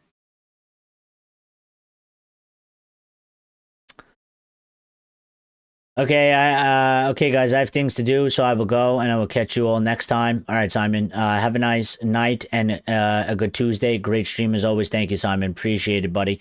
You enjoy your night as well, and have a good Tuesday. We'll be live tomorrow as well, so I don't know if you're going to be available, but if you stop by at some point, say what's up. Sunderland 3-0 full time. Good night, all. Good night, Simon. Sunderland 3-0 win. Big win for them. Was their managers... Wait, what? Really hope someone Ruben Neves is available. Second midfield. Glazer, Jason Wilcox. All right. There was a couple things that I just... we've had a very, very nice discussion. We talked about a bunch of different things. There was just a couple things that I wanted to point out here. So one interesting thing that came out today was that Dimitar Berbatov was speaking, and Dimitar Berbatov said that Michael Carick invited him to talk with Benjamin Sesko last week, and he said we had a positive discussion about organizing Sesko's physical conditioning and decision making in finishing chances in front of goal. And then he finished his quote by saying, Sesko will become a prolific goal scorer and one of the top strikers in the future at this club. Well, you know what? I'm on board for that because Dimitar was definitely a fantastic striker, definitely a great finisher of the ball. And, I think he's also a smart guy. Dimitar Berbatov had fucking IQ, man. People used to call him lazy. I never agreed with that. I thought he played the game smart. He used his energy when he needed to, and he didn't do it when he didn't necessarily need to. And he was a really good striker. I enjoyed him when he was at our football club. I even went so far as to imitate a little bit of his famous back heels and stuff. I really love those. I learned some things just by watching him, and put it into my own game when I was a player. And I think it's good. And this is what I'm talking about. See, there's and a lot of people in the fan base, they see it now. There's differences in our ex-players, in some of our legends. Okay, there is one side of these sort of negative dickheads, prats that aren't really useful. They just talk a bunch of crap and don't really try to help nobody. Okay, and then criticize and fucking talk shit all they want. Then we have another section where these people are willing to do anything. They come out, they'll be positive in the media because they understand. They'll give words of support, and if they have time, they'll make time available to come and help and do things like Berbatov has kind of just done with Sesko. Rooney is one of them, and Bex has been one of them, and I think Peter Schmeichel, Owen Hargreaves to a certain extent, not physically, but speaking wise, Patrice Evra is one. He might be a bit controversial, but he's not one of these guys that goes on TV and disintegrates our current players. He's always showing good support. He's always trying to big up people and stuff like that, and back them and give them encouragement and stuff like that. So there is sort of this divide. Now,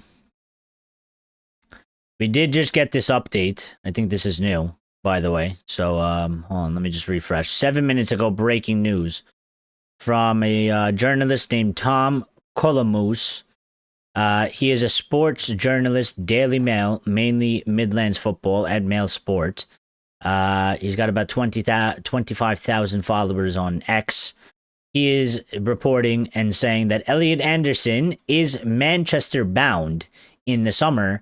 Anderson is wanted by both Manchester City and United, but which side he goes is not determined yet. And I think that's really where we stand, because I think they've made it quite clear he will not make an actual decision until after the World Cup. So that's already one player, and that's already one target.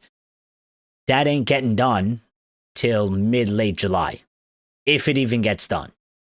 If we even actually get him, it's not going to be one that doesn't happen until mid-late July, which by that time we will already have started basically, or be in the middle of preseason, and a couple 2 weeks later after that, the Premier League season will start. 2.5 weeks, the Premier League season will start. So that's already one player. Warren could potentially be another player. Baleba, I think, is straightforward for us. So if we want to do that, we could get that in sort of whenever we want. And then whatever else comes out of that. Because I don't think we're just going to sign just 2 players.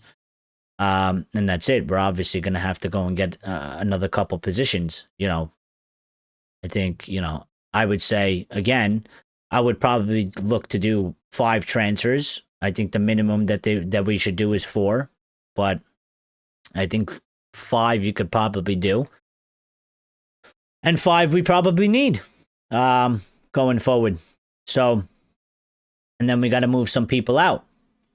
and then we got to move some people out. But I just wanted to also say, the other day this story came out about Marcus Rashford. Okay, this sort of update came out about Marcus Rashford and Michael Carick, and a couple of the community, some of the community was having sort of the back and forth between, or they were discussing it in the Discord, because we had that update, and when I find the update so I could read it properly and not like misquote anything, let me see. I gotta type in Marcus Rashford Carrick for it to pop up. Yes, here it is. So this was January 31st. So it was like 2 days ago. Michael Carick would like Marcus Rashford to return to Manchester United if Carrick is retained as the Man Utd's head coach beyond this season, per Telegraph Sport. The forward is currently on loan at Barcelona until the end of the season. The Catalans have an option to sign Rashford permanently for £30.3 million. In the summer, Carrick played alongside Rashford at United from 2015 to 2018. Now, I think there's a couple things here, all right? There's a couple things here. One, I don't think Michael Carick has initially gone to them. I think this is coming out. Let me word it in this way. I think this is coming out because I think INEOS are looking at it, and like we just tried to go sign Semenyo, and people will say just use Lacey and we'll be fine. But I think we definitely need another winger, and I think they're going to be looking to get one in, and they already made that quite clear because they were willing to sign Semenyo, so they are going to try and sign somebody else. We've also been linked to Yan Diomande. Yan Diomande is being quoted for 100 and 120 million, and it's a lot for that young of a player. I think what's happening right now in the football club is they may have potentially gone to Carrick, or maybe they haven't even gone to Carrick, but maybe they have potentially gone to Michael Carick and asked him, listen, if you're going to stay here, if we do keep you here, what do you think about Marcus Rashford? If we brought him back, would you want him and would you use him?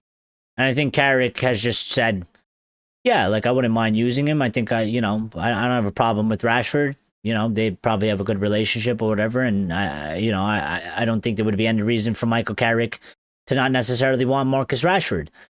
And they've gone, okay, cool.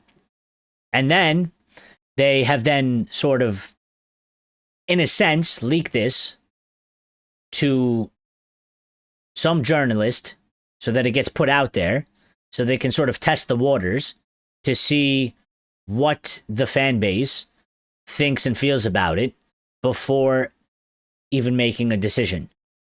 In that they have then come out and it's been sort of reworded as that Michael Carick would like Marcus Rashford to return to Manchester United.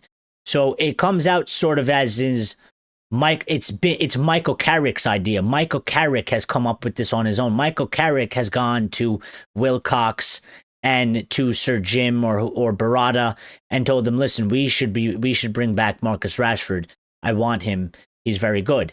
Whereas I don't think that that's actually happened. I think that they have potentially they've either suggested it to him and he's sort of agreed to it and had no problem, which I wouldn't be surprised if he didn't, or they haven't even asked him, but they've just floated this idea because maybe they're thinking about it. If they give Carrick the job, they will then go and ask Carrick, well, if we bring Marcus back, would you use him? Would you work with him? Ultimately, it's these guys. And ultimately, I think they would do this for the reason of he's still technically our player, okay? It's one of these things that he is a youth player. Some of the fan base never wanted him to leave. Some of the fan base want him back. It's sort of this tied to home thing that, he's from our academy. we should look after him. We should have never let him go. He's always a red and this stuff. And it's similar vibes to fucking like, you know, bringing Carrick back and all this shit. And then also what happens is like, it's way cheaper. It's way cheaper. It's less money. They don't have to spend money on a winger. Because what they'll do is they'll bring Rashford back, okay? If Rashford even wants to come back. But if they do bring him back, what they'll do is they'll just run a bunch of stories, a bunch of PR, a bunch of press and they'll basically pass it off. And we all know this term. It's like a new signing. You know, Marcus Rashford is rejuvenated. Look how well he did at Barca. You know, it was bad man Amorim that destroyed Marcus Rashford and made him want to leave the football club. And United never really wanted to get rid of him. You know, they were just trying to back Ruben, and Ruben didn't like him. And, you know, Marcus is back here now, and he never wanted to leave, and he loves the football club and all this shit. And that's what I think they're doing. I think that they're just testing the waters to see how the fans would react if they were to go down this route. It's either that or maybe a little bit more shrewd, a little bit more what would fit into the camp that I like, is that Barcelona have been playing fucking games of being broke people, okay? They've agreed a deal, an original deal, in that Marcus Rashford, they would take him on loan, and if you wanted to buy him, you would pay £30.3 million, okay? He's done well, and these people are sitting there every week talking about, we really like Rashford. Hansi Flick loves Rashford. He talks glowingly about Rashford. Rashford has done well for them, and Barcelona are like, we want to keep him, but we don't want to pay 30 million. We want to pay less. And I keep saying, in what world of football do you send a player out on loan, he does well, and then you pay less money than the money that you agreed to originally? It doesn't fucking happen. It shouldn't happen. We shouldn't be part of it. Now, maybe, just maybe, these guys maybe are playing a little bit of games and putting it out there and saying, well, you know, Carrick's here, and we could always just bring him back. You know, we could always just bring him back. I mean, and then you kind of put it in and say, well, Carrick wants him and Carrick loves him. So, you know, maybe, you know, just fuck off, Barca, and we'll just bring him back, and, you know, you could kind of just fuck off. And maybe we pressure Barca into a little bit of like, you know, if they actually really want him, if they actually really like him, well, maybe we just pressure them a little bit into like, whoa, hold on. Don't take him back just yet. Here, what if we give you the 30 million? All right, what if we give you the 30 million? Can we have him? Or, you know, can we please have him? So maybe they're playing a little bit of a game there, which I would hope it's the latter. You know, I hope that's the case in that case, because I don't think Marcus Rashford should necessarily come back. I think that door is sort of closed. Again, I've always said that the chapter in terms of, you know, I think it was good for him and it was good for us. We've moved on. He seemed to move on. I don't really think he should come back. I think he should stay there. He's doing well there. He's enjoying himself there. You know, he's playing Spanish football. He's playing for Barcelona. It's gone well for him. So, you know, I think it sort of ended very sourly at United. And not that like he can ever sort of, you know, come back and watch a game or something like that or anything like that. You know, once a red, always a red. But I just think that part of his career, you know, is over, and it's sort of come to an end, and it should have probably permanently come to an end.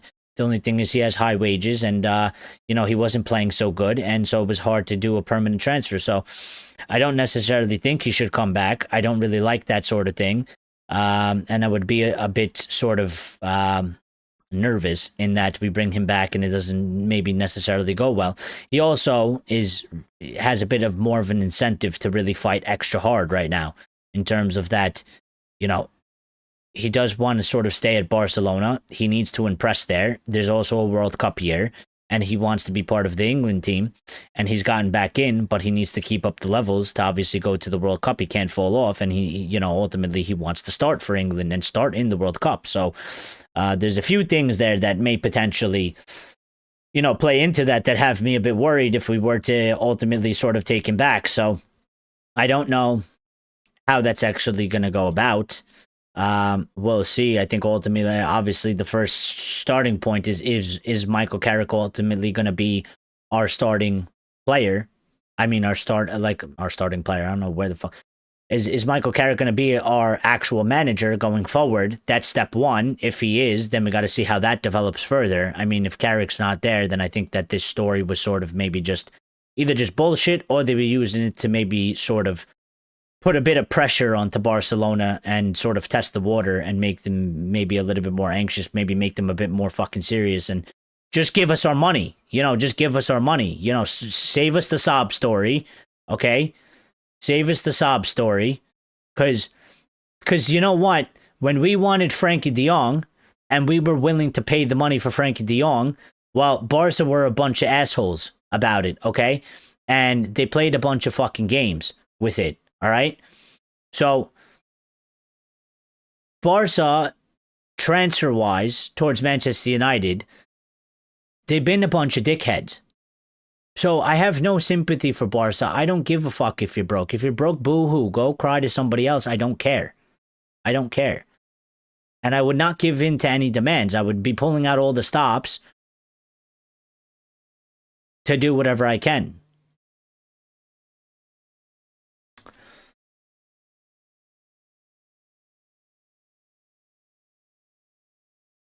Brighton winger Matova. Cam winger.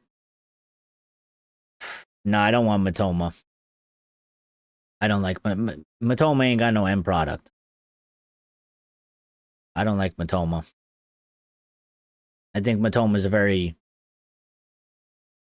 subpar player. I think he's overhyped.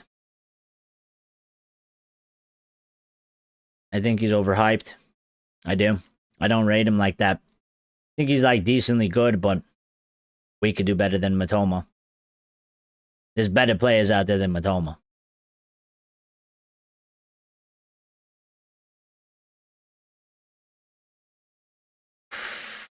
Just like how I don't rate Jeremy Doku. These people they rant and they rave how good Jeremy Doku is, and I'm just like, he ain't special, bro. He's not special. Why? He's good at dribbling, but again, you don't have end product as a winger. You're useless. You are nothing. You are nothing. You ain't shit if you ain't got no end product as a winger. You are basically, what you doing? You just running up and down the wing, and what are you doing with the ball? What's coming from you running up and down the wing with the ball in your feet? Nothing. You're not doing anything. You are literally not doing anything. Your job as a winger is to provide some type of service. You're either putting the ball into the net or you're putting the ball into the box and you get an assist. If you're not doing either one of those, you ain't a good winger.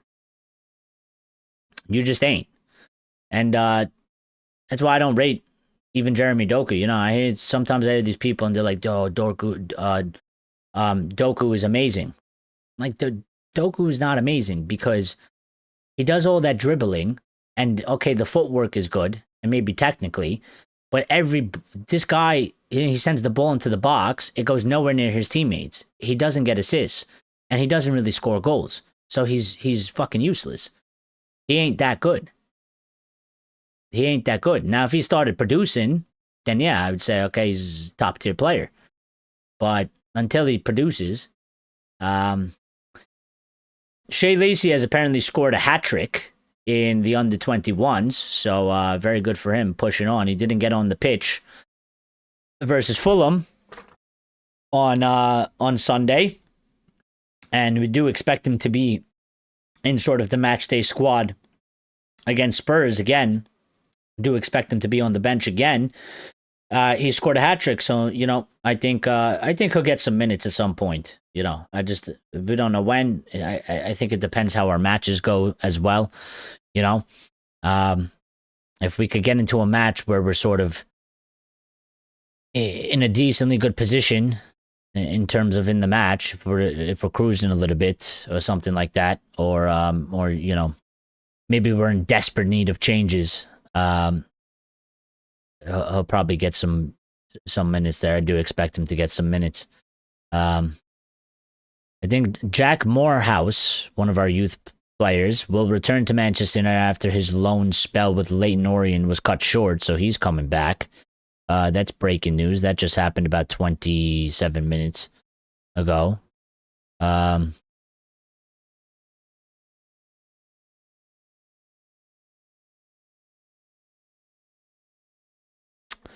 FC United of Manchester, which if you don't know who they are a bunch of people that were Manchester United fans left the club at one point and they went and created their own club because they were tired of the Glazers bullshit and, this club, the way it's running, and they created their own club called FC United of Manchester, and they have just put out a tweet basically quote tweeting the BBC that the BBC was covering the protest of the 1958, and they had the BBC put out this tweet saying Jim Ratcliffe told us he wanted to put the Manchester back in Manchester United.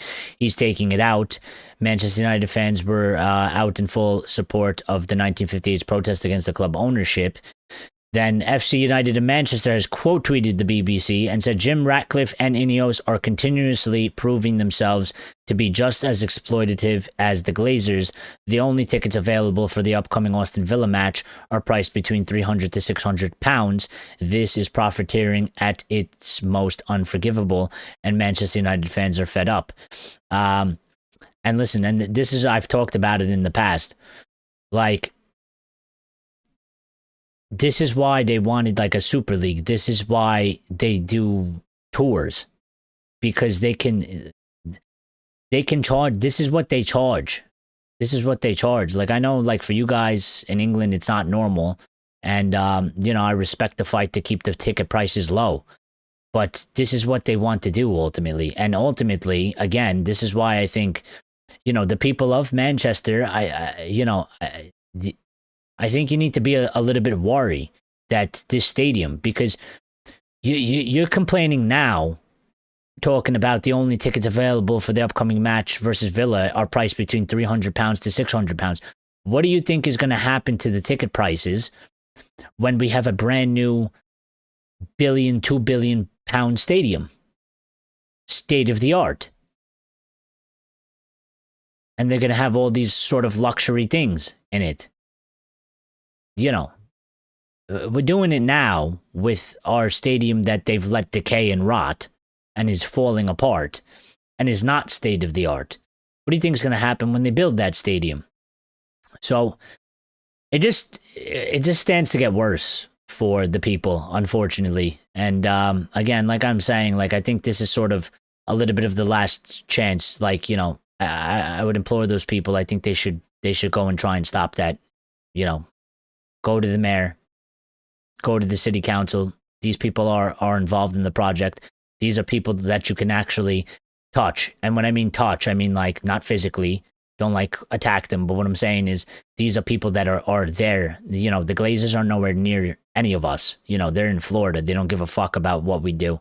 So Jim and them, they show up to the game, but they're not getting the majority of the hate. They're getting some of the hate, but they're not getting the majority of the, it's not really at the same, they're getting some hate, but it's not at the level of the Glazers. If the Glazers showed up instead of where Sir Jim and Barada would show, they wouldn't be able, they would probably get assaulted. Like, let's be honest. So Crody Meister says, don't join the Rage Bait Brigade.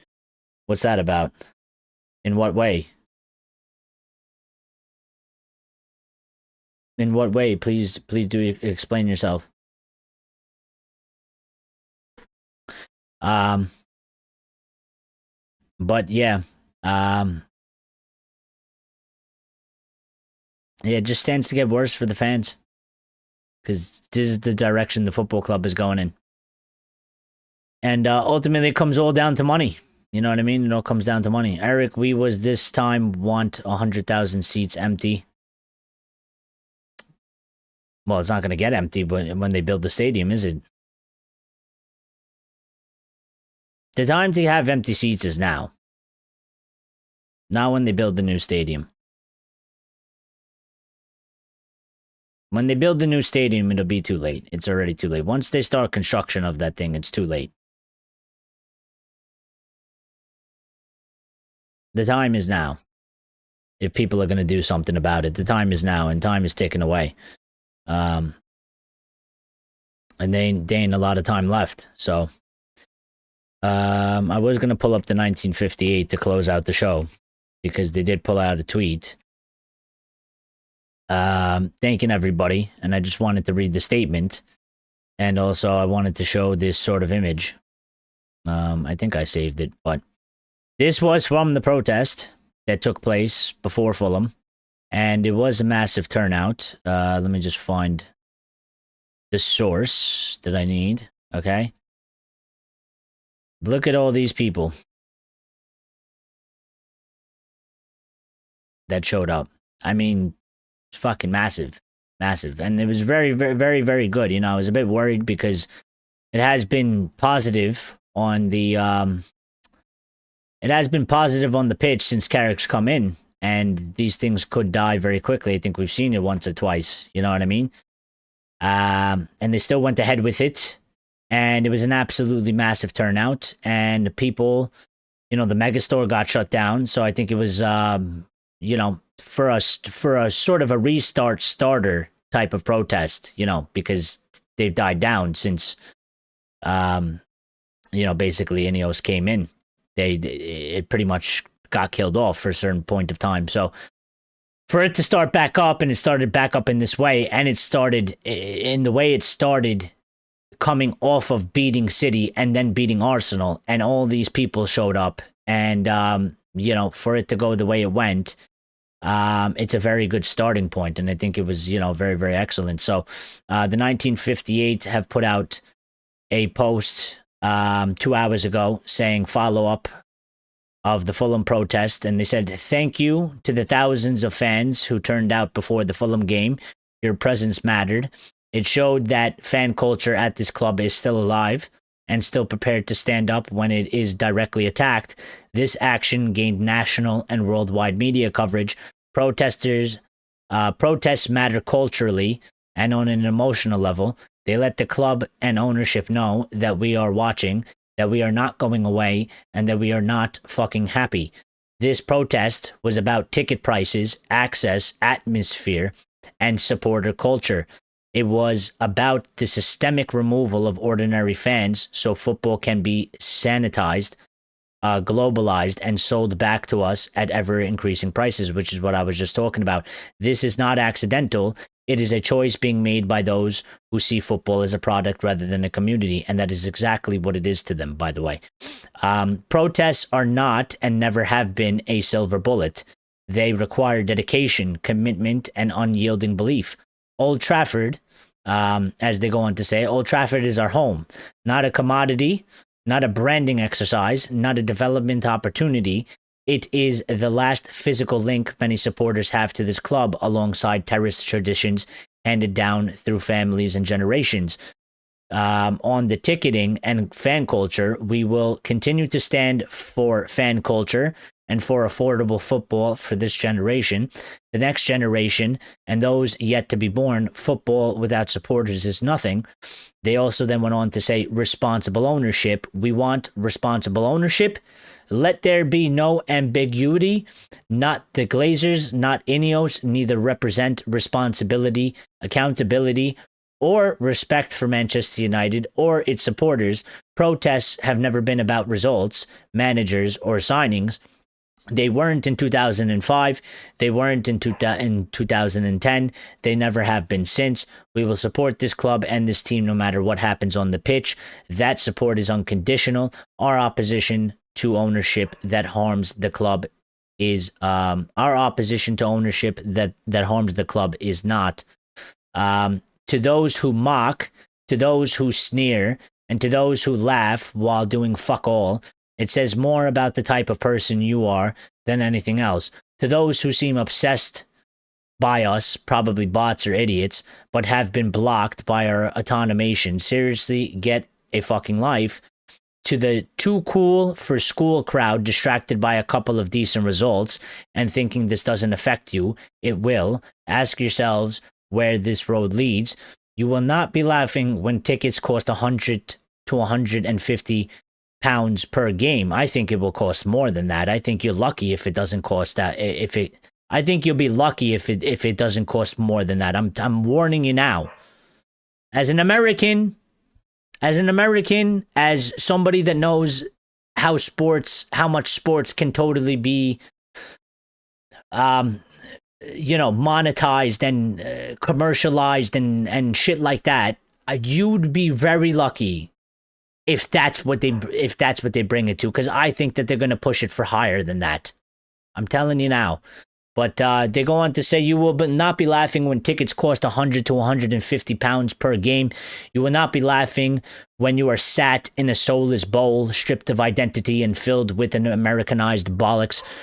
You will not be laughing when families can't be introduced to our club. Everything that once made our club in English football the envy of the world is being hollowed out for profit. We do not do this for recognition. We monetize nothing. We gain nothing. There is no hidden agenda. This is purely about love for our football club. And for those who passed it on to us in the right way, that is our only motivation. Family, club, community, the 1958. And I think it's a very, very strong statement, very well thought out statement, hard statement. And, even if I don't necessarily maybe I can't fully 100% relate to everything that they're saying, because obviously it's quite different for the people that live there and the people that have had families and generations and stuff like that. Ultimately, there's nothing I really disagree about it. I would throw in sort of the extra step of there. I would put in that, the club, and go a step further, not only Old Trafford, not only ticketing and fan culture, but also that the club ultimately, even with transfers and ultimately performances on the pitch, it has been run like shit. I would throw that in there as well. But I do agree with them on a lot of this stuff. And, I don't feel the slightest bit offended that they talk about, and they said Americanized bollocks. It is like, that's what they are trying to do. They are trying to Americanize the sport. And this is something that the European people and English people and people from the UK, you have to understand, you guys might not know too much, but because I sort of live in a little bit of both worlds here, football, and this is why I love our sport, football is sort of the last bastion of a sport that has not been totally commercialized to the extent of it's all about fucking money. It's all about sponsorships and all the shit. It is heading that way, and it has increased in that way. But as somebody that's standing there, if you're a businessman with millions of dollars or whatever it is, you are looking at football. It is sort of a bit of an untapped potential to make fucking hundreds and hundreds of millions of dollars. This, football has changed in what it was traditionally, but football at its level that it is now is nothing on the level of commercialism like the NBA, like the NFL, like the MLB. It's not even close. And that's really where they want to take this sport. And that's why they tried to do the Super League and they failed. And that's why ultimately, they wanted to get Manchester United versus Arsenal and play it in New York, because they have these problems. Okay, for these people that don't care about the culture, families or anything like that, which, they see them all as, annoyances. They're all pain in the ass things that are standing in our way of making a shit ton of money. They see them as stumbling blocks. And I'm telling you, one of the biggest problems they have is, you see this, to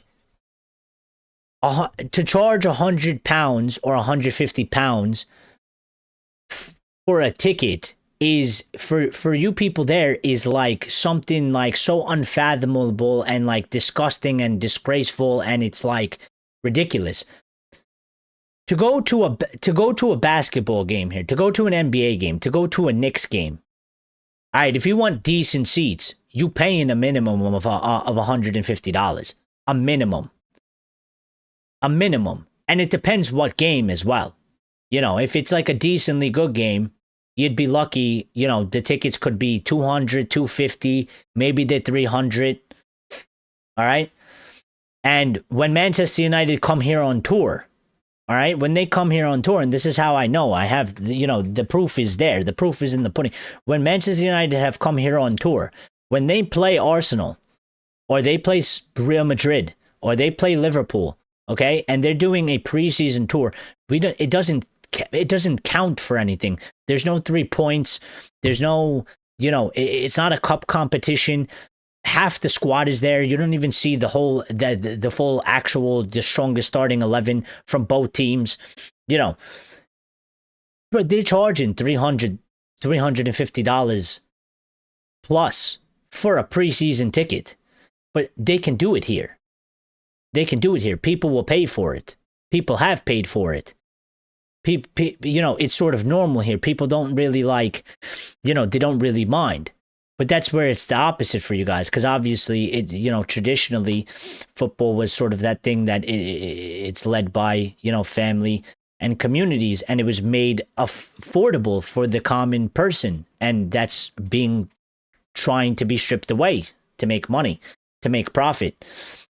And I was just, you know, I was just sort of talking about it before I even read that whole thing, and that it's quite clear. I mean, listen, it's all nice bells and whistles, shiny toys and shit like that when they tell you, oh yeah, we're going to have, you know, the best stadium, and Manchester United is going to be the envy of all the teams. And it's like, yeah, they put the shiny toy in front of you, and then they stab you in the back when you're distracted by the shiny, glistening, you know, new stadium. Oh, we have the most state-of-the-art stadium. I mean, look at it. It looks amazing, and it's huge, and it's fucking massive, and, you know, nobody has a stadium like us. And then what did they do to you? Oh, the tickets went from being, you know, £60 or £80 per ticket to now the tickets are fucking £250 a ticket. Well, you know, people aren't making more money. People are making the same money. They're not going to be able to afford to go to the new Old Trafford, are they? You know, who's filling in these seats? Who's filling in these seats? People that, you know, just go to the game just to go to the game, just to say I go to the game. It has nothing to do with the area. It has nothing to do with the community. It has nothing to do with any sort of, like, you know, bloodline that have been involved in that with, like, generations or any of that shit. So that's where it's heading.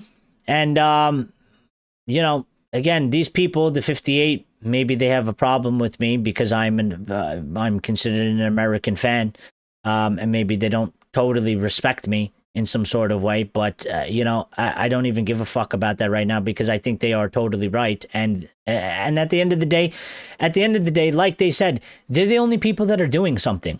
And you know, I sort of agree with them in that sense. Like, you know, there's a lot of people out there that want to bitch and moan and complain, and they don't want to do anything about it when they have the means to fucking do something about it. Okay, way more means than I have. All right, and they do fuck all about it, and they want to bitch and complain. And it's like, well, you know what? I'd rather support fucking people that are actually trying to do something than just sitting there pretending like, you know, they're too good to do something. They're too, you know, it's a waste of time and this and that. You know, I don't agree with that shit. I don't agree with it at all. So these are the only people that are actually trying to do something. They've been the only people trying to do something. So even if they don't really necessarily like me, I'll throw full support and weight behind them, because ultimately, even if we have slight differences in what we're aiming in terms of why we don't really like the Glazers, or, you know, the owners, or why we want new owners, and they have some extra specifics that I don't necessarily talk about myself, which is fine. But they're the only people doing shit about it, so I gotta back them, because you know, otherwise it's like we can't. You know, what else is there to do? I mean, I don't care if they hate me, so. I'm just checking to see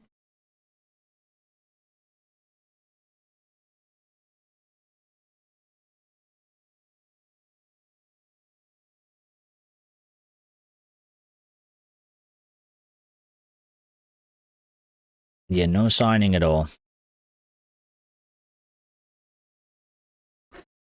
It is, I mean, they couldn't even have signed just a fucking youth player that very much. They couldn't even be bothered to do that at this point. Hold on, am I in the right tab or no? I'm on my timeline. I need to be in notifications. Well, Liverpool have gone and signed somebody. So, I mean, but this is what I'm talking about as well. Like, you know, Liverpool have signed a player named Jeremy Jacquet.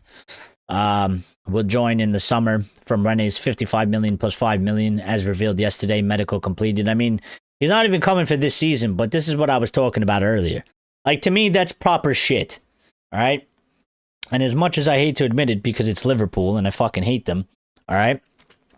To me, that's proper shit. All right? As we've talked about, it's going to be difficult summer, all right? Liverpool, they're not where they want to be, clearly. All right, they've had a rough season.